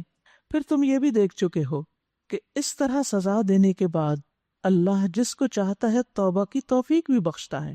اللہ درگزر کرنے والا اور رحم فرمانے والا ہے. یہ حنین اور طائفی کے لوگ تھے نا کہ جو آپ کے بڑے مخالف تھے، پھر بعد میں مسلمان ہو گئے اور پھر انہوں نے اسلام کو اسلام میں داخل ہونے کے بعد بہت سے فائدے پہنچائے۔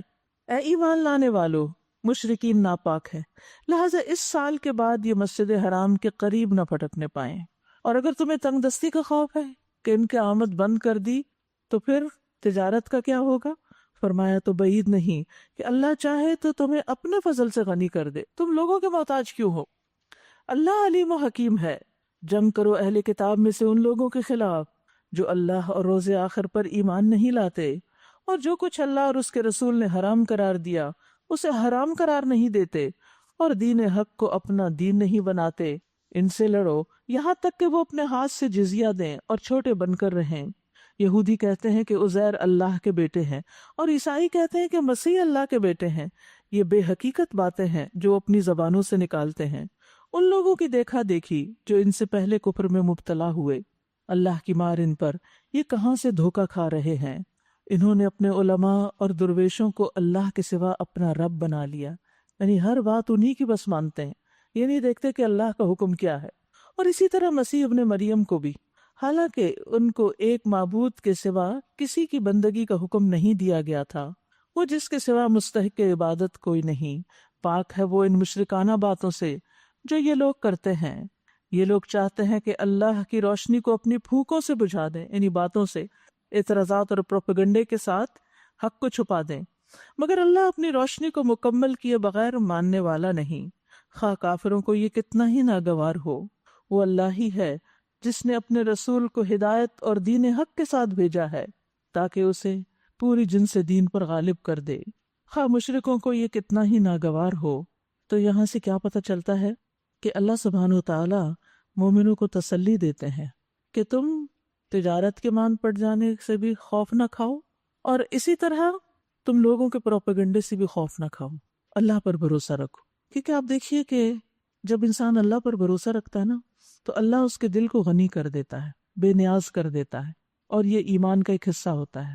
اور پھر مالی طور پر بھی غنی کرتا ہے، یعنی خفتم عیلتن، پیچھے جو گزر چکا۔ اور یہاں پر کیا کہ یہ جو باتیں تمہارے خلاف بناتے ہیں اور پروپیگنڈے کرتے ہیں، ان کے مقابلے میں بھی اللہ کافی ہے، اللہ اپنے نور کو مکمل کرے گا، دین کا پیغام پھیلے گا۔ رکاوٹیں ہر دور میں آئی ہیں، اور آج تک آپ دیکھ رہے ہیں کہ ایک عام سا شخص بھی اگر لوگوں کو دین کی بات بتاتا ہے تو اس پر بھی الزامات کی بوچھاڑ ہو جاتی، بغیر سوچے سمجھے، بغیر تحقیق کیے جھوٹی باتیں اس سے منسوب کی جاتی اور ان کو عام کر دیا جاتا ہے۔ مقصد کیا ہوتا ہے کہ ان کو اتنا بدنام کرو کہ کوئی ان کی بات نہ سنے۔ تو ایسے میں انسان کو اگر کچھ ایسے الزامات کا سامنا کرنا پڑے تو بھی حوصلہ نہیں ہارنا چاہیے، صبر کے ساتھ اللہ پر بھروسہ کرتے ہوئے اپنا کام جاری رکھنا چاہیے اور اس سے پیچھے نہیں ہٹنا چاہیے۔ کیونکہ عام طور پر پھر ہمارا کیا ہوتا ہے کہ بس اب میں یہ تو پروجیکٹ مکمل کروں، اس کے بعد میں آف۔ نہیں، مشکلات تو ہوں گی۔ جب آپ کوئی بڑا کام کریں گے، جب آپ کسی بڑی نیکی کی طرف بڑھیں گے، یعنی ایک وہ نیکی ہوتی ہے جو اپنے گھر بیٹھ کے آپ کر رہے ہوتے ہیں نماز روزے کی حد تک، وہ بھی بڑی نیکی، لیکن جب آپ دوسروں کو بھی نماز کی طرف بلائیں گے، جب آپ دوسروں کو بھی خیر کی طرف بلائیں گے تو پھر لوگ آپ کو چھوڑیں گے نہیں۔ لیکن یہ سب باتیں آپ کو چمکانے کے لیے ہوتی ہیں، آپ کو میچور بنانے کے لیے ہوتی ہیں۔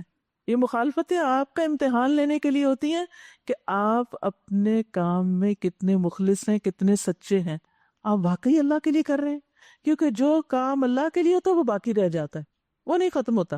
امام مالک کے بارے میں آپ نے سنا ہوگا کہ انہوں نے موطا لکھی تھی، حدیث کی ایک کتاب سب سے پہلے جمع کی تھی، 40 سال ان کو لگے تھے اس پر۔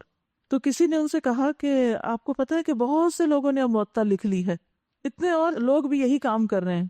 تو انہوں نے بس ایک ہی جملہ کہا، اور کہا ما کان للہ بقیہ، جو کام اللہ کے لیے ہوگا نا وہ باقی رہ جائے گا۔ اس سے کیا فرق پڑتا ہے کہ کتنے لوگ اٹھ گئے اس نقالی میں۔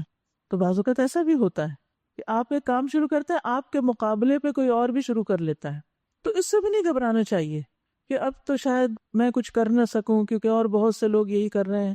نہیں، آپ کا اپنا رزق ہے، دوسروں کا اپنا رزق ہے، اور اگر آپ واقعی مخلص ہیں تو اللہ کی مدد آپ کے ساتھ ہے۔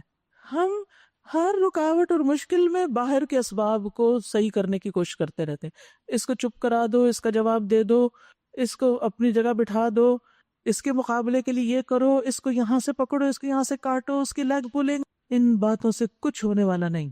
ایسے مواقع پر اپنے اوپر نظر ڈالو، میں کہاں غلط ہوں، میرے اخلاص میں کہاں کمی ہے، کہیں میرے منہ سے کوئی ایسا بول تو نہیں نکلا جو اللہ کو پسند نہیں آیا.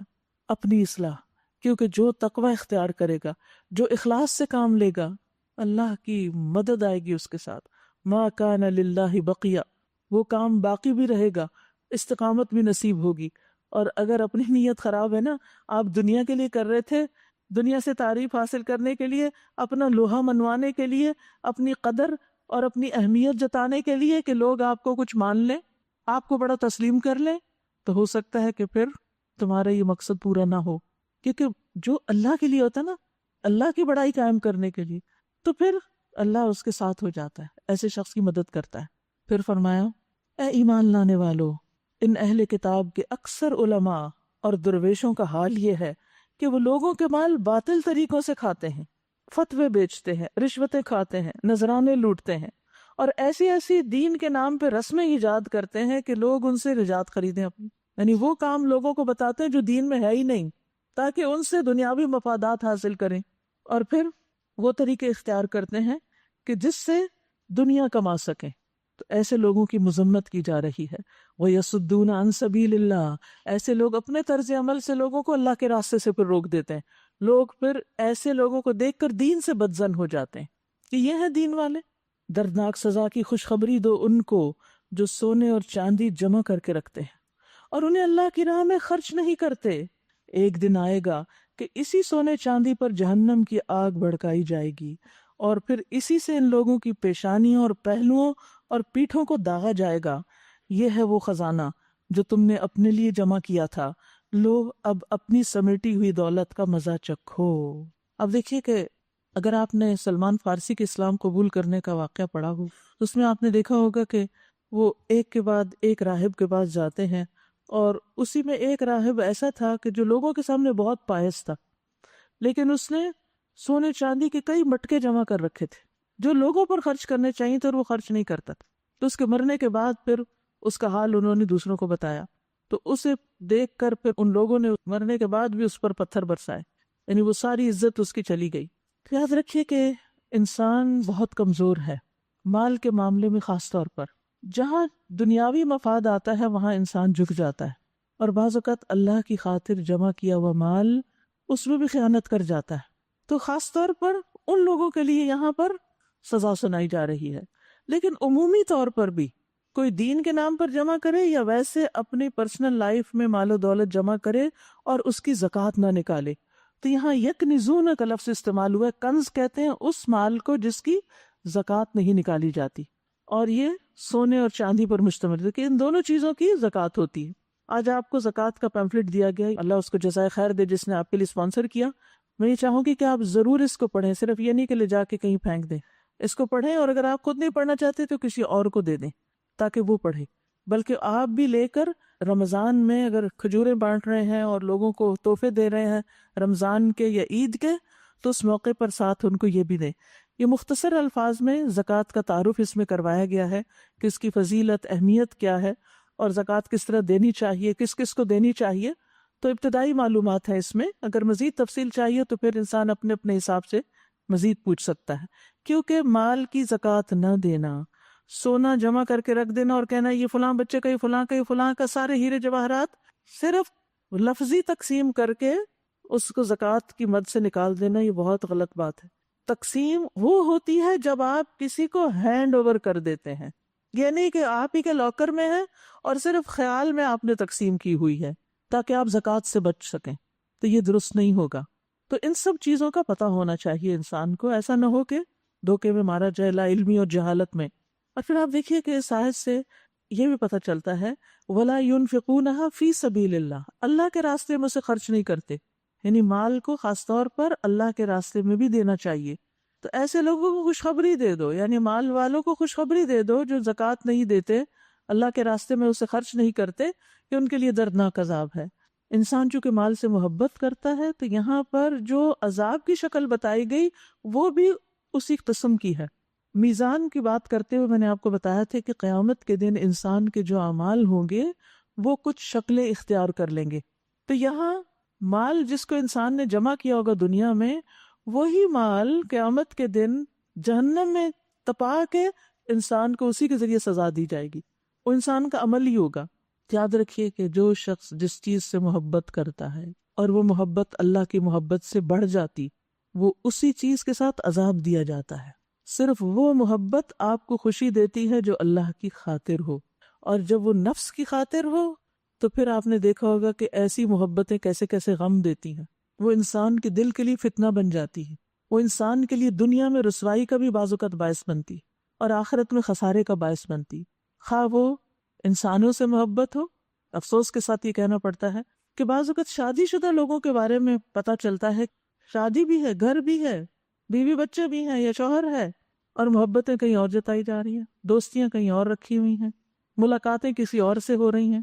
یہ صرف نفس پرستی ہے، نفس کی خواہش ہے، لیکن ایسی محبتیں وبال لاتی ہیں، زوال لاتی ہیں، نقصان دیتی ہیں، انسان کے لیے غم، دکھ، رنج، پریشانی کا باعث بنتی ہیں، رسوائی کا باعث بنتی ہیں۔ ایسی حرام چیزوں کو چھوڑ دینا چاہیے۔ یہاں پر آپ جیسے دیکھ رہے ہیں نا کہ یہی مال ان کے لیے عذاب بنے گا، تو جو جس چیز سے اللہ سے بڑھ کر محبت کرے گا یا غلط قسم کی محبت اختیار کرے گا، وہ اسی چیز کے ساتھ عذاب دیا جائے گا، اسی کے ذریعے توڑا جائے گا۔ اور پھر رسول اللہ صلی اللہ علیہ وسلم نے فرمایا، جو شخص لوگوں کی رضا اللہ کو ناراض کر کے تلاش کرے گا تو اللہ اس پر ناراض ہوگا اور لوگوں کو بھی اس سے ناراض کر دے گا، یعنی لوگ بھی اس سے خفا ہو جائیں گے۔ تو چاہے اپنے بچے ہوں اور چاہے کوئی اور رشتہ دار ہوں یا دوست ہوں، ہر محبت کا جائزہ لیجئے، ہر محبت کو پرکھیے کہ وہ اللہ اور اس کے رسول کی محبت سے زیادہ تو نہیں، کیونکہ والذین آمنوا اشد حبا للہ۔ اور پتہ کیسے چلے گا کہ جب دو چیزیں سامنے آتی ہیں، ایک طرف دنیا اور ایک طرف دین، تو پھر میں اختیار کس کو کرتی ہوں؟ ان عدت الشہور عند اللہ 12 شہرا فی کتاب اللہ۔ حقیقت یہ ہے کہ مہینوں کی تعداد جب سے اللہ نے آسمان اور زمین کو پیدا کیا ہے، اللہ کے نوشتے میں 12 ہی ہے، اور ان میں سے 4 مہینے حرام ہیں۔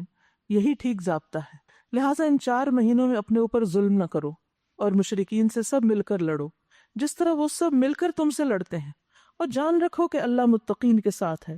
نسیت و کفر میں ایک مزید کافرانہ حرکت ہے جس سے یہ کافر لوگ گمراہی میں مبتلا کیے جاتے ہیں۔ کسی سال ایک مہینے کو حلال کر لیتے ہیں اور کسی سال اس کو حرام کر دیتے ہیں، اپنی مرضی سے اوقات میں تبدیلی۔ اللہ کے قانون میں تو تبدیلی کرتے ہی تھے، اوقات میں بھی کر دی، تاکہ اللہ کے حرام کیے ہوئے مہینوں کی تعداد بھی پوری کریں اور اللہ کا حرام کیا ہوا حلال بھی کر لیں۔ ان کے برے اعمال ان کے لیے خوشنما بنا دیے گئے، اور اللہ منکرین حق کو ہدایت نہیں دیتا۔ یا ایھا الذین آمنوا ما لکم اذا قیل لکم انفروا فی سبیل اللہ اثاقلتم الی الارض ارضیتم بالحیاة الدنیا من الآخرہ فما متاع الحیاة الدنیا فی الآخرۃ الا قلیل۔ اے لوگو جو ایمان لائے ہو، تمہیں کیا ہو گیا ہے کہ جب تم سے اللہ کی راہ میں نکلنے کے لیے کہا گیا تو تم زمین سے چمٹ گئے؟ کیا تم نے آخرت کے مقابلے میں دنیا کی زندگی کو پسند کر لیا؟ ایسا ہے تو تمہیں معلوم ہو کہ دنیا کی زندگی کا یہ سب سر و سامان آخرت میں بہت تھوڑا نکلے گا۔ تم صرف دنیا ہی دنیا بناتے رہ گئے اور اللہ کے راستے میں نکلنا بھول گئے۔ تم نہ اٹھو گے تو اللہ تمہیں دردناک سزا دے گا اور تمہاری جگہ کسی اور گروہ کو اٹھائے گا، اور تم اللہ کا کچھ بھی نہ بگاڑ سکو گے، وہ ہر چیز پر قدرت رکھتا ہے۔ یاد رکھیے یہاں اللہ سبحانہ وتعالیٰ کیوں ناراض ہو رہے ہیں، کس بنا پر؟ دنیا کی راحت محبت کو آخرت کی راحت پر مقدم کرنے کی وجہ سے، کہ دنیا تمہاری پرائرٹی ہے، کیونکہ آخرت کی راحت دنیا کی مشقتوں کے بغیر حاصل نہیں ہو سکتی۔ جب تک انسان اپنی دنیا میں سے کچھ قربان نہیں کرتا، آخرت نہیں کما سکتا۔ یہ انسان کا ایک امتحان ہے۔ نبی صلی اللہ علیہ وسلم نے فرمایا، جس نے دنیا طلب کی اس نے اپنی آخرت کو نقصان پہنچایا، اور جس نے آخرت طلب کی اس نے اپنی دنیا کو نقصان دیا، یعنی اس کی دنیا کا نقصان ہوگا۔ پس تم باقی رہنے والی کی خاطر، یعنی آخرت کی خاطر فنا ہونے والی دنیا کا نقصان ہونے دو۔ اگر دنیا میں سے کچھ جاتا ہے تو جانے دو، آخرت کو نہیں جانے دینا ہاتھ سے۔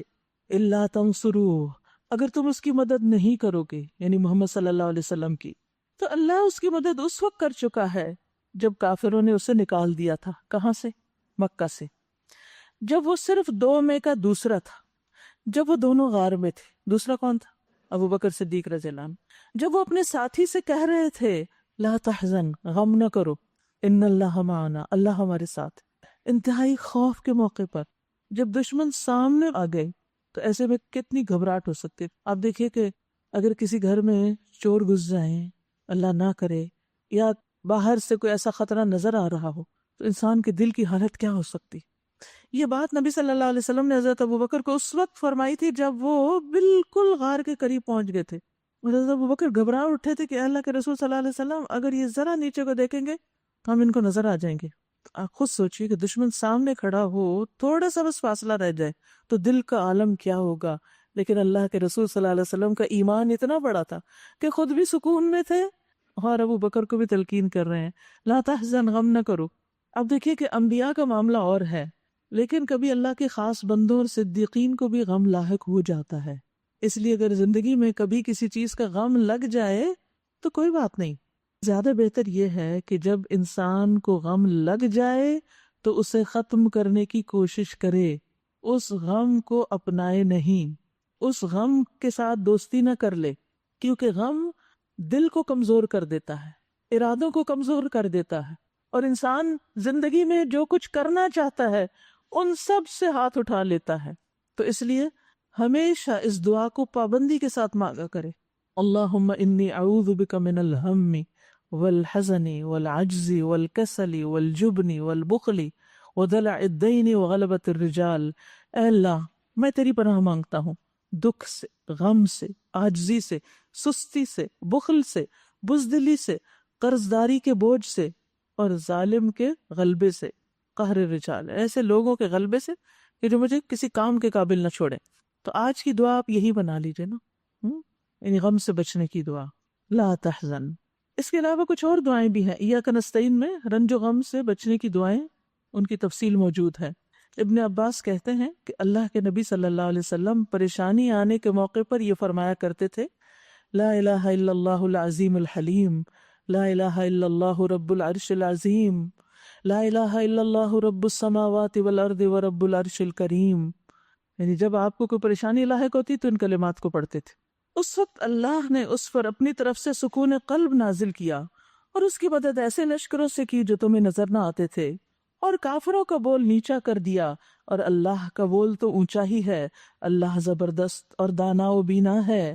نکلو خواہ ہلکے ہو یا بوجھل، اور جہاد کرو اللہ کی راہ میں اپنے مالوں اور اپنی جانوں کے ساتھ، یہ تمہارے لیے بہتر ہے اگر تم جانو. اے نبی اگر فائدہ سہل الحصول ہوتا اور سفر ہلکا ہوتا تو وہ ضرور تمہارے پیچھے چلنے پر آمادہ ہو جاتے. سبحان اللہ. یہ بھی ایک امتحان ہوتا ہے نا، جہاں کا سفر مشکل ہوتا ہے تو انسان پھر سوچتا ہی رہ جاتا ہے کہ جاؤں کہ نہ جاؤں، نہیں جا سکتا. تو یہ بھی امتحان ہے ایک، مگر ان پر تو یہ راستہ بہت کٹھن ہو گیا. اب وہ اللہ کی قسم کھا کر کہیں گے اگر ہم چل سکتے ہوتے تو یقیناً تمہارے ساتھ چلتے. یہاں پھر وہ جھوٹ بول رہے ہیں، جیسے وہ شیطان نے جھوٹ بولا تھا میں اللہ سے ڈرتا ہوں. یاد رکھیے زندگی میں کچھ ایسے جھوٹ ہوتے ہیں جو بس لوگوں کو خوش کرنے کی خاطر ہم بولتے رہتے ہیں، اپنی پاکیزگی کا دعویٰ کرنے کے لیے. تو ایسے میں انسان خوب جائزہ لے، کیا واقعی میں جانے سے عاجز ہوں؟ بالکل نہیں جا سکتا.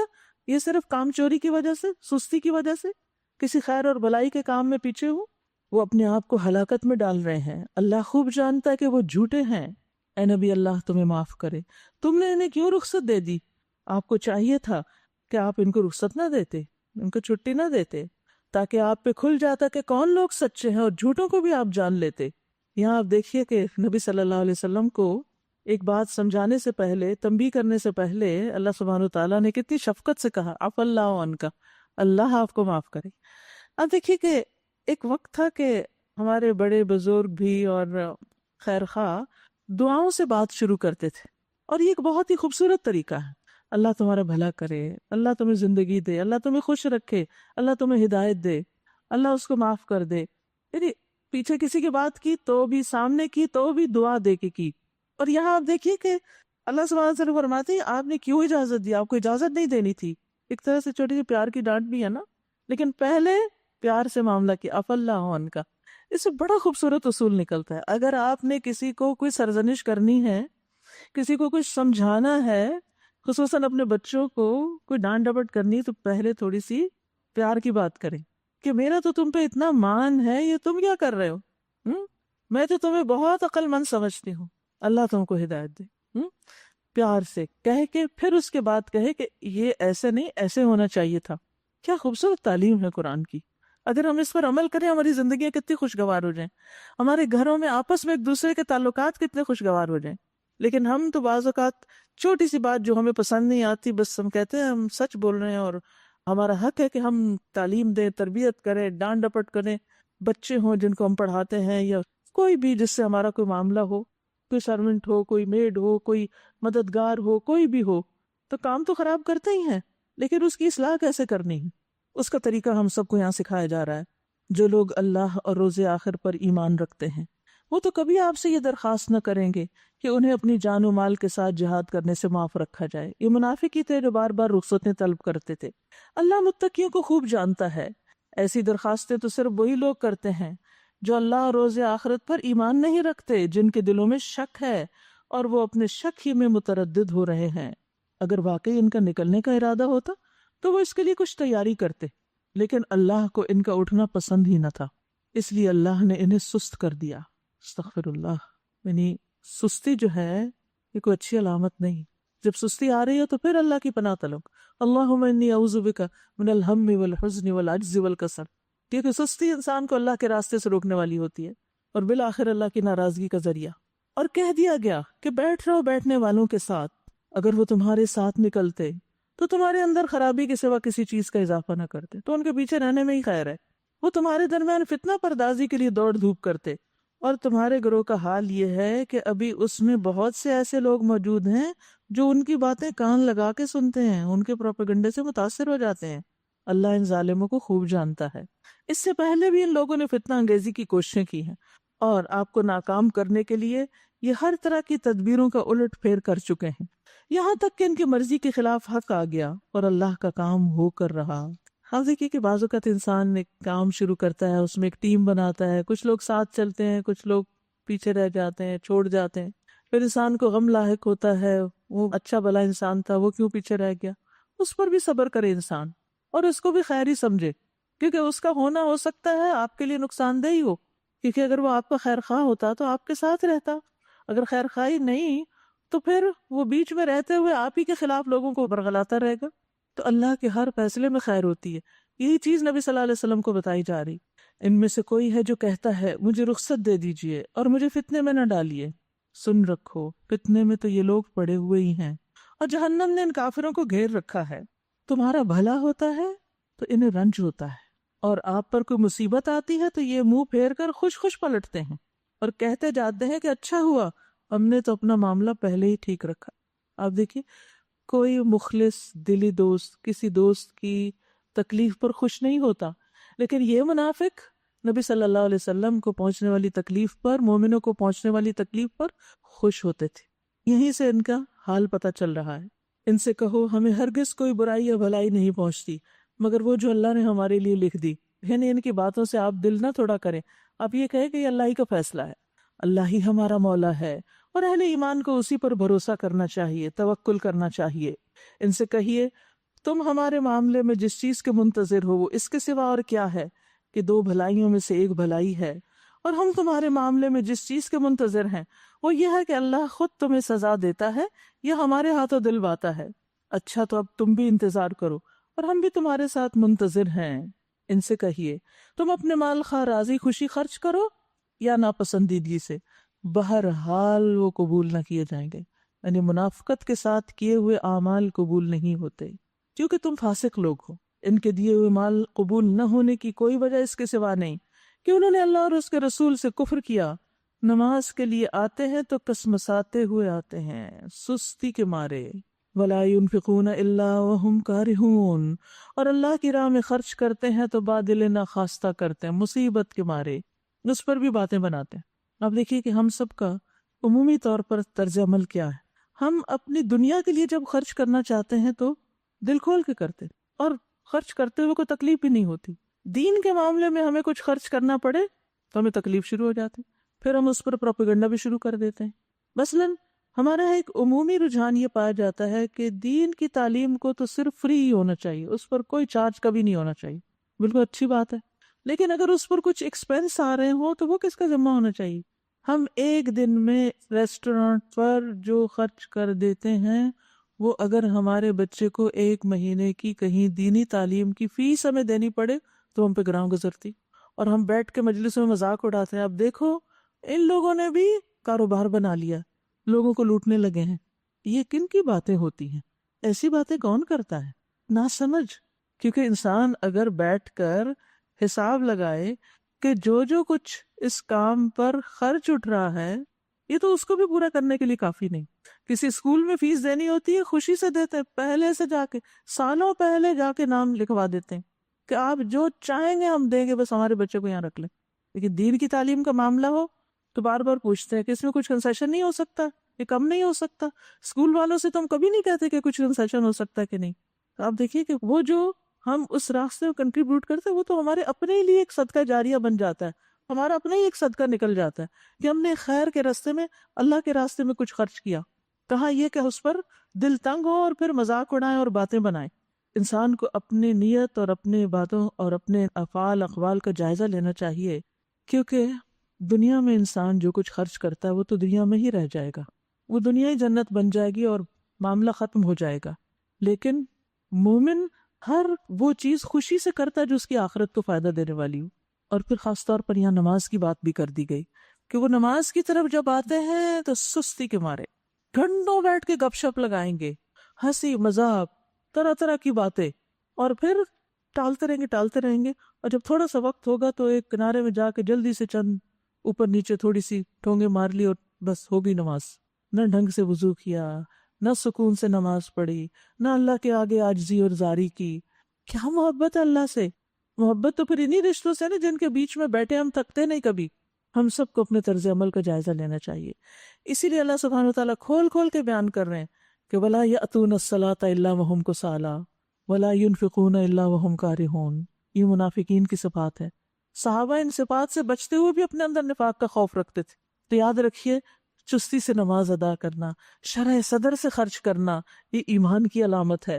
تو ہم لوگوں کو کیا چاہیے کہ ہم مومنوں کی طرح کے کام کریں، نماز کی طرف جسم اور دل دونوں کی چستی کے ساتھ آئے، خوشی کے ساتھ آئے۔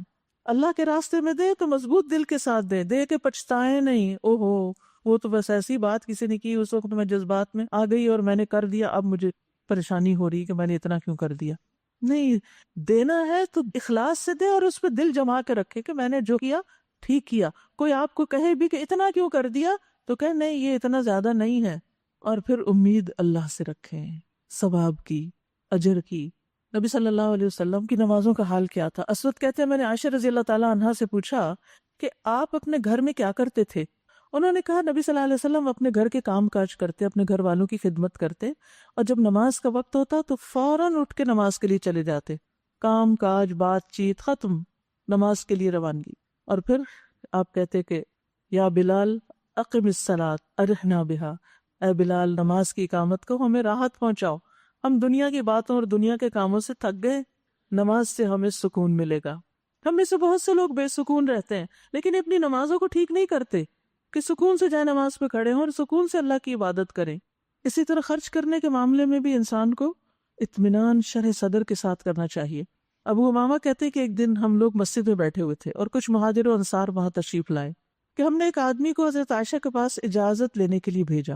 پھر ہم سب لوگ ان کے پاس گئے۔ وہ کہنے لگی ایک دن ان کے پاس ایک فقیر آیا، وہ واقعہ سنانے لگی۔ ایک فقیر آیا تو اس وقت رسول اللہ صلی اللہ علیہ وسلم میرے پاس ہی تھے، میں نے اس کو کچھ دینے کا حکم دیا، تو جس کو کہا کہ یہ ذرا جا کے فقیر کو دو، تو پھر میں نے اسے کہا ادھر لاؤ ذرا دکھاؤ، اس کو دکھاؤ کیا دے رہے ہو۔ یعنی بعض اوقات ہوتا ہے نا ہم کسی سرونٹ کو کہہ دیتے اچھا وہ باہر وہ کوئی لینے آیا ہے تو وہ تھوڑا کھانا ڈال کے دے دو اس کو، اچھا وہ بیچارہ لے جا رہا ہے تو ہم کہتے ادھر آؤ کیا ڈالا ہے، کتنا دے رہے ہو۔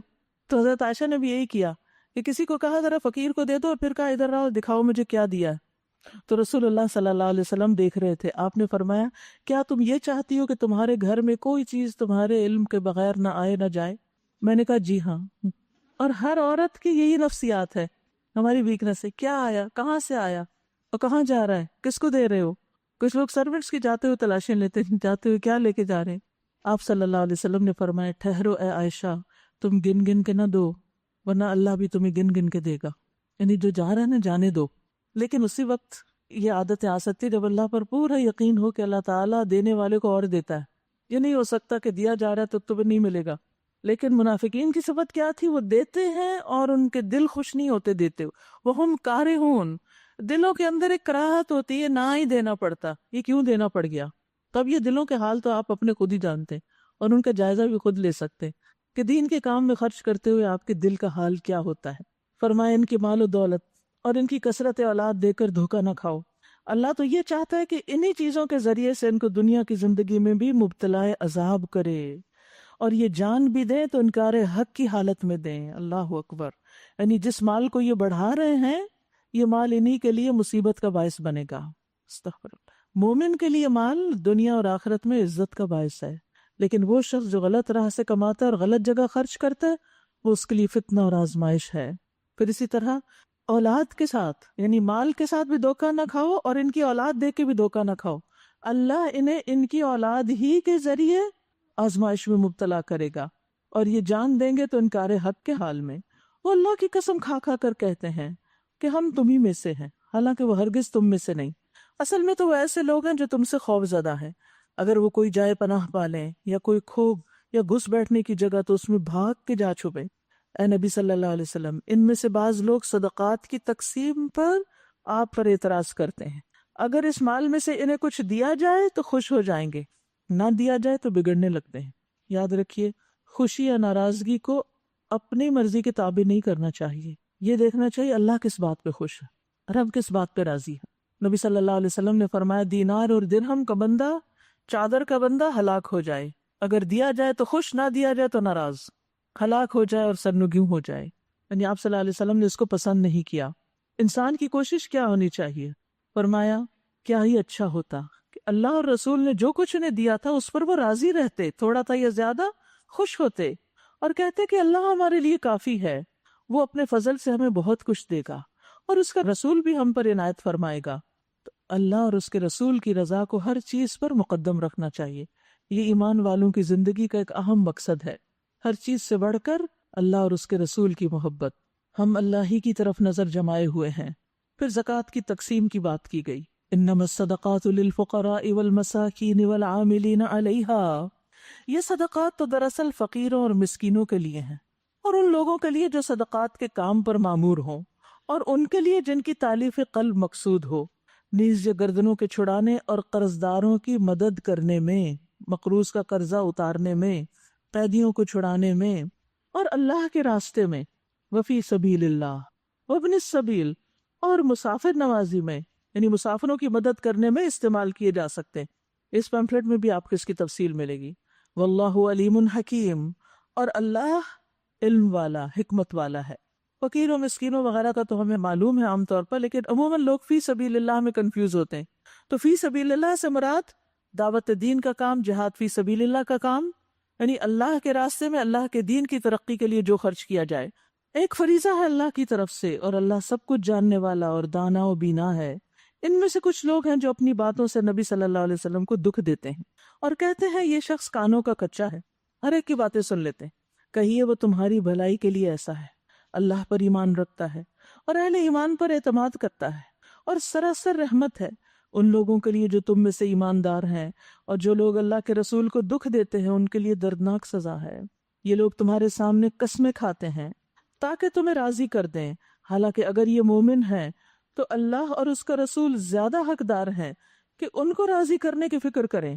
کیا انہیں معلوم نہیں کہ جو اللہ اور اس کے رسول کا مقابلہ کرتا ہے اس کے لیے دوزخ کی آگ ہے جس میں وہ ہمیشہ رہے گا. یہ بہت بڑی رسوائی ہے.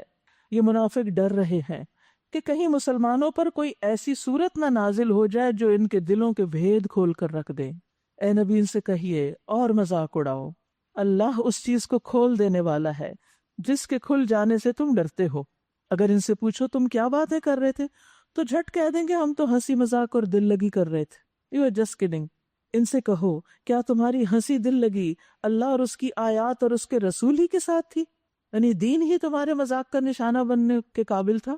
یاد رکھیے جو شخص سنجیدگی میں یا مذاق میں اللہ کے دین یا نبی صلی اللہ علیہ وسلم کی شان کو گھٹائے وہ دائرۂ اسلام سے باہر ہو جاتا ہے. دین کا مذاق اڑانا کبیرہ گناہ ہے.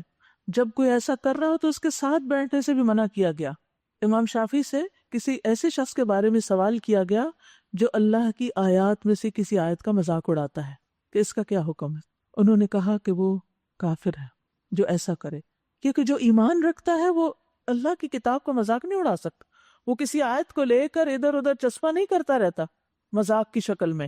اسی طرح اللہ کی آیات کے خلاف عمل کرنا بھی ان کا مذاق اڑانے کے برابر ہے۔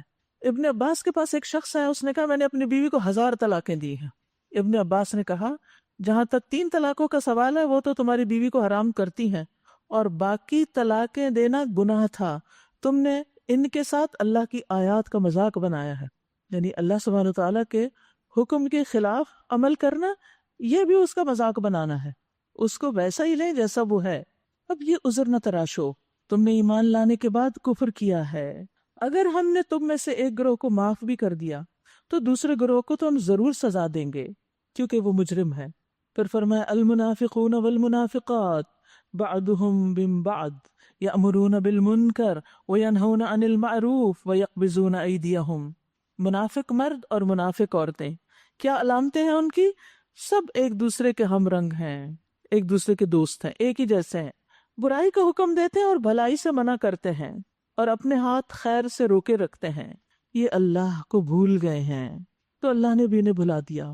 یہ منافقوں کی صفت، اور اس میں عورتوں کا بھی ذکر ہے کہ وہ نیکی سے روکتے ہیں، برائی کا حکم دیتے ہیں، برے کاموں کی طرف لوگوں کو بلاتے ہیں۔ یقیناً یہ منافق ہی فاسق ہیں۔ ان منافق مردوں اور عورتوں اور کافروں کے لیے اللہ نے آتش دوزخ کا وعدہ کیا ہے جس میں وہ ہمیشہ رہیں گے، وہی ان کے لیے مناسب ہے۔ ان پر اللہ کی پھٹکار اور ان کے لیے قائم رہنے والا عذاب۔ تم لوگوں کے رنگ ڈھنگ وہی ہیں جو تمہارے پہلوں کے تھے، وہ تم سے زیادہ زور آور اور تم سے بڑھ کر مال اور اولاد والے تھے، پھر انہوں نے دنیا میں اپنے حصے کے مزے لوٹ لیے، اور تم نے بھی اپنے حصے کے مزے اسی طرح لوٹے جیسے انہوں نے لوٹے تھے، اور ویسی ہی بحثوں میں تم بھی پڑے جیسی بحثوں میں وہ پڑے تھے۔ سو ان کا انجام یہ ہوا کہ دنیا اور آخرت میں ان کا سب کیا دھرا ضائع ہو گیا، اور وہی خسارے میں ہے۔ کیا ان لوگوں کو اپنے پیشروؤں کی تاریخ نہیں پہنچی؟ نوح کی قوم، عاد، سمود اور ابراہیم کی قوم علیہم السلام، مدین کے لوگ اور وہ بستیاں جنہیں الٹ دیا گیا، ان کے رسول ان کے پاس کھلی کھلی نشانیاں لے کر آئے، لیکن اللہ نے ان پر ظلم نہیں کیا مگر وہ اپنے اوپر آپ ہی ظلم کرنے والے تھے، نہیں انہوں نے نافرمانیاں کی تو ان پر عذاب آیا۔ والمؤمنون والمؤمنات بعضهم اولیاء بعض، مومن مرد اور مومن عورتیں یہ سب ایک دوسرے کے دوست ہیں۔ پیچھے منافقین کا ذکر ہے کہ منافق مرد اور منافق عورتیں ایک دوسرے کے دوست ہیں، یہاں مومنوں کا ذکر ہے ان کے برعکس۔ مومن کیا کرتے ہیں؟ بھلائی کا حکم دیتے ہیں اور برائی سے روکتے ہیں، منافقین کے بالکل برعکس۔ نماز قائم کرتے ہیں، زکوٰۃ دیتے ہیں، ان کا طرز عمل کیا تھا؟ نماز میں سستی سے جاتے ہیں اور اللہ کے راہ میں ناپسندیدگی سے خرچ کرتے ہیں، اور اللہ اور اس کے رسول کی اطاعت کرتے ہیں، یعنی مومن، اور وہ اللہ اور اس کے رسول کی نافرمانی کرتے ہیں۔ اولئک سیرحمہم اللہ، ایسے ہی مومنوں پر عنقریب اللہ اپنی رحمت نازل کرے گا، یقیناً اللہ سب پر غالب اور حکیم و دانا ہے۔ ان مومن مردوں اور عورتوں سے اللہ کا وعدہ ہے کہ انہیں ایسے باغ دے گا جن کے نیچے نہریں بہتی ہوں گی اور وہ ان میں ہمیشہ رہیں گے۔ ان سدا بہار باغوں میں ان کے لیے پاکیزہ قیام گاہیں ہوں گی، اور سب سے بڑھ کر یہ کہ اللہ کی خوشنودی انہیں حاصل ہوگی، یہی بڑی کامیابی ہے۔ یہ ہے مومن لوگ اور مومن عورتیں۔ بہت سے لوگ یہ سوال کرتے ہیں یہ عورتوں پر بھی ذمہ داری ہے کہ وہ امر بالمعروف کا کام کرے، نہیں انل منکر کا اور یہ سب کام؟ جی ہاں، اس آیت کی روح سے مومن عورتوں کی بھی ذمہ داری ہے کہ وہ لوگوں کو نیکی کا حکم دیں اور برائی سے روکیں، اور یہ ایمان کا تقاضا ہے۔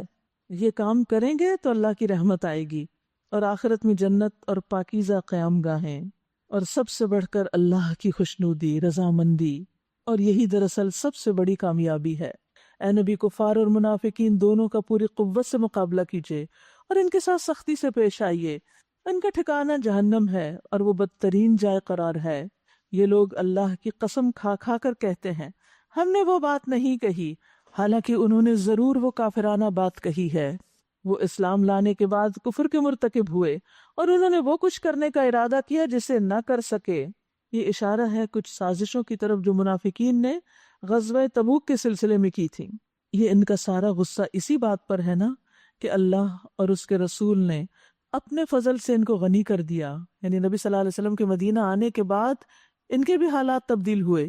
اب اگر یہ اپنی روش سے باز آ جائیں تو انہی کے لیے بہتر ہے، اور اگر یہ باز نہ آئے تو اللہ ان کو نہایت دردناک سزا دے گا، دنیا میں بھی اور آخرت میں بھی، اور زمین میں کوئی نہیں جو ان کا حمایتی و مددگار ہو. پھر آپ دیکھیے کہ ان کو توبہ کی طرف دعوت دی جا رہی ہے. جتنے بھی برے کام کر لیے ہیں، جو بھی منافقانہ رویے اختیار کیے، لیکن اب باز آ جاؤ. وَمِنْهُمْ مَنْ عَاهَدَ اللَّهَ لَئِنْ آتَانَا مِنْ فَضْلِهِ لَنَصَّدَّقَنَّ وَلَنَكُونَنَّ مِنَ الصَّالِحِينَ. ان میں سے بعض ایسے بھی ہیں جنہوں نے اللہ سے عہد کیا تھا کہ اگر اس نے اپنے فضل سے ہمیں نوازا تو ہم خیرات کریں گے. ابھی ہمارے پاس کچھ نہیں، جب کچھ ملا تو ہم بھی ضرور اللہ کے راستے میں دیں گے اور نیک بن کر رہیں گے. مگر جب اللہ نے اپنے فضل سے ان کو دولت مند کر دیا تو وہ بخل پر اتر آئے اور اپنے عہد سے ایسے پھرے کہ انہیں اس کی پرواہ تک نہیں. نتیجہ یہ نکلا کہ ان کی اس بدعہدی کی وجہ سے جو انہوں نے اللہ کے ساتھ کی، اور اس جھوٹ کی وجہ سے جو وہ بولتے رہے، اللہ نے ان کے دلوں میں نفاق بٹھا دیا جو اس کے حضور ان کی پیشی کے دن تک ان کا پیچھا نہ چھوڑے گا. کیا یہ لوگ جانتے نہیں کہ اللہ کو ان کے مخفی راز اور ان کی پوشیدہ سرگوشیاں تک معلوم ہیں، اور وہ تمام غیب کی باتوں سے پوری طرح باخبر ہے. یاد رکھیے، مطلب حاصل ہونے کے بعد وعدہ توڑنا منافقت کی علامت ہے. مومن کو اس بری صفت سے بچنا چاہیے. ان منافقوں نے اللہ سے وعدے کیا ہمارے پاس مال آئے گا تو ہم تو بہت زیادہ اللہ کے راستے میں دیں گے، لیکن جب مالدار ہوئے تو سب وعدے بھلا دیے. آج بھی آپ دیکھیں کہ بعض اوقات لوگ کچھ منت مان لیتے ہیں، اگر ہمارا یہ کاروبار لگ گیا، یہ جاب لگ گئی تو ہم ایسا اور ایسا کریں گے، لیکن جب مقصد حاصل ہو جاتا ہے تو پھر کیا کرتے ہیں؟ تو وہ وعدہ بھول جاتے ہیں. اس وعدے کو توڑنے کا گناہ یا نقصان کیا ہے کہ انسان کے دل کے اندر منافقت آ جاتی، اور جب منافقت آتی ہے تو انسان ایمان سے اور زیادہ دور ہوتا چلا جاتا ہے. نبی صلی اللہ علیہ وسلم نے فرمایا، تم میں سے بہتر وہ لوگ ہیں جو میرے دور میں ہیں، پھر جو ان کے دور کے بعد آئیں گے، پھر جو ان کے بعد آئیں گے. عمران کہتے ہیں مجھے یاد نہیں کہ آپ نے اپنے بعد 2 زمانوں کا ذکر کیا یا 3 کا. بہرحال نبی صلی اللہ علیہ وسلم نے فرمایا اس کے بعد ایسے لوگ آئیں گے جو خیانت کریں گے اور ان پر اعتبار نہیں کیا جائے گا، ان میں کوئی ٹرسٹ نہیں کرے گا. وہ خود گواہی دینے کی پیشکش کریں گے، حالانکہ ان سے گواہی مانگی نہیں جائے گی. وہ نظر مانیں گے لیکن پوری نہیں کریں گے، اور ان میں موٹاپا ظاہر ہو جائے گا. یعنی دنیا دنیا دنیا، اللہ سے کیے ہوئے وعدے پورے نہیں کریں گے. تو آپ دیکھیے کہ یہ اللہ سے وعدہ پورا نہ کرنا جو ہے، جس پہ اللہ کا نام لے کر بات کی گئی، قسم کھا کے کی گئی، یا ویسے کی گئی ہو، یا بندوں کو کچھ دینے کا وعدہ کیا ہو، اور پھر انسان تعویلیں کرنی شروع کر دے، بہانے شروع کر دے، تو یہ نہایت ناپسندیدہ چیز ہے. اس سے توبہ کرنی چاہیے، اور اگر کچھ نظریں مان چکے ہیں تو ان کو جلد از جلد پورا کرنا چاہیے. یہ وہ لوگ ہیں جو برضا اور رغبت دینے والے اہل ایمان کی مالی قربانیوں پہ باتیں چھاڑتے ہیں، یعنی جو اللہ کے راستے میں خرچ کرتے ہیں ان کا مذاق اڑاتے ہیں، اور ان لوگوں کا مذاق اڑاتے ہیں جن کے پاس اللہ کی راہ میں دینے کے لیے اس کے سوا کچھ نہیں، جو وہ اپنے اوپر مشقت برداشت کر کے دیتے ہیں. غزوہ تبوک کے کانٹیکس میں یہ بہت سی باتیں ہیں. یہاں غزوہ تبوک کے موقع پر مسلمانوں کو چونکہ ایک بڑی جنگ کا اور ایک طویل سفر کا سامنا تھا، تو سب لوگ اپنی اپنی حیثیت کے مطابق کچھ لے کر آئے. حضرت ابوبکر نے پورے گھر کا سامان دیا، حضرت عمر نے آدھا دیا، حضرت عثمان نے ایک بڑی رقم خرچ کی، حضرت عبد الرحمن بن عوف نے. اسی طرح کچھ غریب مسلمان تھے تو انہوں نے اپنی حیثیت کے مطابق جو تھوڑا بہت ان کے پاس تھا وہ دیا. انہی میں سے ایک شخص تھا جس نے رات بھر ایک یہودی کا کنواں چلایا، اور اس کے معاوضے میں اس کو جو ایک مٹھی بھر کھجوریں ملی وہ لے کر آپ کے پاس پہنچا، اور اس نے اللہ کے راستے میں دی کہ یہ میرا حصہ اس میں ڈال دیجئے. تو جب منافقوں نے دیکھا تو اس پر اشارے کرنے لگے، ہنسنے لگے، کہنے لگے کہ اس سے تبوک فتح ہوگا، یعنی یہ لوگ جنگ کرنے جا رہے ہیں اور یہ مان لے کر یہ جیتیں گے. تو اس کی طرف اشارہ ہے کہ اللہ ان مذاق اڑانے والوں کا مذاق اڑاتا ہے اور ان کے لیے دردناک سزا ہے. اے نبی صلی اللہ علیہ وسلم، تم خواہ ایسے لوگوں کے لیے معافی کی درخواست کرو یا نہ کرو، اگر تم 70 مرتبہ بھی ان کو معاف کرنے کی درخواست کرو گے تو اللہ انہیں ہرگز معاف نہیں کرے گا، اس لیے کہ انہوں نے اللہ اور اس کے رسول کے ساتھ کفر کیا، اور اللہ فاسق لوگوں کو راہ نجات نہیں دکھاتا. جن لوگوں کو پیچھے رہ جانے کی اجازت دے دی گئی وہ اللہ کے رسول کا ساتھ نہ دینے اور گھر بیٹھے رہنے پر خوش ہوئے، اور انہیں گوارا نہ ہوا کہ اللہ کی راہ میں جان اور مال سے جہاد کریں. انہوں نے لوگوں سے کہا اس سخت گرمی میں مت نکلو. وقالوا لا تنفروا في الحر قل نار جہنم اشد حرا لو كانوا يفقهون. کہہ دیجئے جہنم کی آگ کہیں زیادہ سخت ہے، کاش انہیں اس کا شعور ہوتا. دنیا کی گرمی کو جہنم کی گرمی سے زیادہ سمجھنا، یہی تو نادانی ہے. دنیا میں اگر انسان کو اللہ کے راستے میں نکلتے ہوئے تھوڑی سی تکلیف بھی ہو جائے تو یہ تکلیف آخرت کی تکلیف سے بچانے والی ہے. اور اگر انسان یہ سوچے کہ نہیں میں اس تکلیف کو برداشت نہیں کر سکتا، اور جس فریضے یا جس کام کے لیے اللہ نکلنے کے لیے کہہ رہا ہے اس کے لیے انسان اگر نہیں نکلتا تو پھر آخرت میں مشکل ہوگی. آپ دیکھیے کہ وہ ایسی گرمی سے گھبرائے جس سے سائے میں بیٹھ کے بچا بھی جا سکتا ہے، وہ گرمی دنیا کی گرمی جس کی شدت صبح و شام کم بھی ہو جاتی ہے، اور انہوں نے اس کے برعکس آخرت کی گرمی کو چوز کر لیا جس کی شدت کو کوئی برداشت نہیں کر سکتا. جہنم کی بھڑکتی ہوئی آگ سے بچنے کے لیے کوئی سایہ بھی نہیں. ابو ہریرہ کہتے ہیں کہ رسول اللہ صلی اللہ علیہ وسلم نے فرمایا تمہاری دنیا کی آگ جہنم کی آگ کے مقابلے میں 70واں حصہ ہے. کسی نے پوچھا کہ یا رسول اللہ یہ ہماری دنیا کی آگ ہی کافی تھی، یعنی یہ بھی بڑی سخت ہے. تو اس کو 69 گنا اور بڑھا دیا گیا، 1 ڈگری یہ اور 69 مزید. آپ نے فرمایا وہ آگ اس دنیا کی آگ پر 69 گنا برتر کر دی گئی، یعنی 69 اجزاء کی گرمی اس دنیا والی آگ کی گرمی کے مثل ہے. یعنی جتنی یہ آگ ہے ہر ڈگری اس کے برابر ہے، یعنی اس کو اتنی دفعہ ملٹی پلائی کر لے تو پھر کیا چیز ہوگی وہ. اللہ تعالیٰ محفوظ رکھے ہم سب کو. اس لیے بار بار یہ دعا مانگنے کی ضرورت ہے، وقنا عذاب النار. اور دنیا کی آگ جو ہے اس کے بارے میں کہا جاتا ہے کہ اس کو 2 بار ٹھنڈا کیا گیا، اگر ایسا نہ ہوتا تو بندے اس سے فائدہ نہیں اٹھا سکتے تھے، اتنی شدید ہوتی. اب چاہیے کہ یہ لوگ ہنسنا کم کر دیں اور روئیں زیادہ، اس لیے کہ جو بدی یہ کماتے ہیں اس کی جزا ایسی ہی ہے، یعنی اس پہ رونا ہی چاہیے ان کو. اگر اللہ ان کے درمیان تمہیں واپس لے جائے اور آئندہ ان میں سے کوئی گروہ جہاد کے لیے نکلنے کی تم سے اجازت مانگے تو صاف کہہ دینا کہ اب تم میرے ساتھ ہرگز نہیں چل سکتے اور نہ میری میت میں کسی دشمن سے لڑ سکتے. تم نے پہلے بیٹھے رہنے کو پسند کیا تھا تو اب بیٹھے رہنے والوں کے ساتھ ہی بیٹھے رہو، اور آئندہ ان میں سے جو کوئی فوت ہو اس کی نماز جنازہ بھی تم ہرگز نہ پڑھنا اور نہ کبھی اس کی قبر پر کھڑے ہونا، کیونکہ انہوں نے اللہ اور اس کے رسول کے ساتھ کفر کیا ہے اور وہ مرے اس حال میں کہ وہ فاسق تھے. وَلَا تُعْجِبْكَ أَمْوَالُهُمْ وَأَوْلَادُهُمْ، ان کی مالداری اور ان کی کثرت اولاد تمہیں دھوکے میں نہ ڈالے.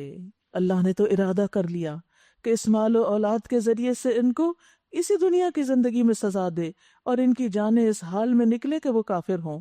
جب کوئی صورت اس مضمون کی نازل ہوئی کہ اللہ کو مانو اور اس کے رسول کے ساتھ مل کر جہاد کرو، تو تم نے دیکھا کہ جو لوگ ان میں سے طاقتور تھے یا قدرت رکھتے تھے وہی تم سے درخواست کرنے لگے کہ انہیں جہاد کی شرکت سے معاف رکھا جائے، یعنی جو صلاحیت رکھتے تھے ساتھ جانے کی وہ پیچھے رہنے لگے اور انہوں نے کہا ہمیں چھوڑ دیجیے، ہم بیٹھے رہنے والوں کے ساتھ رہیں. رضوا بأن يكونوا مع الخوالف، ان لوگوں نے گھر بیٹھے والیوں میں شامل ہونا پسند کیا، یعنی عورتوں کے ساتھ، اور ان کے دلوں پہ ٹھپا لگا دیا گیا اس لیے کہ ان کی سمجھ میں اب کچھ نہیں آتا. اسی لیے جب جنگ برپا ہوتی ہے تو یہ بزدل ہوتے ہیں، اور جب امن ہوتا ہے تو باتیں بناتے ہیں، مذاق اڑاتے ہیں. بخلاف اس کے رسول نے اور ان لوگوں نے جو رسول کے ساتھ ایمان لائے تھے اپنی جان و مال سے جہاد کیا. اب ساری بھلائیاں انہی کے لیے ہیں اور وہی فلاح پانے والے ہیں.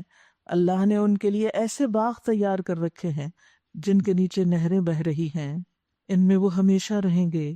یہ عظیم الشان کامیابی ہے. کتنی بڑی خوشخبری سنائی گئی یہاں.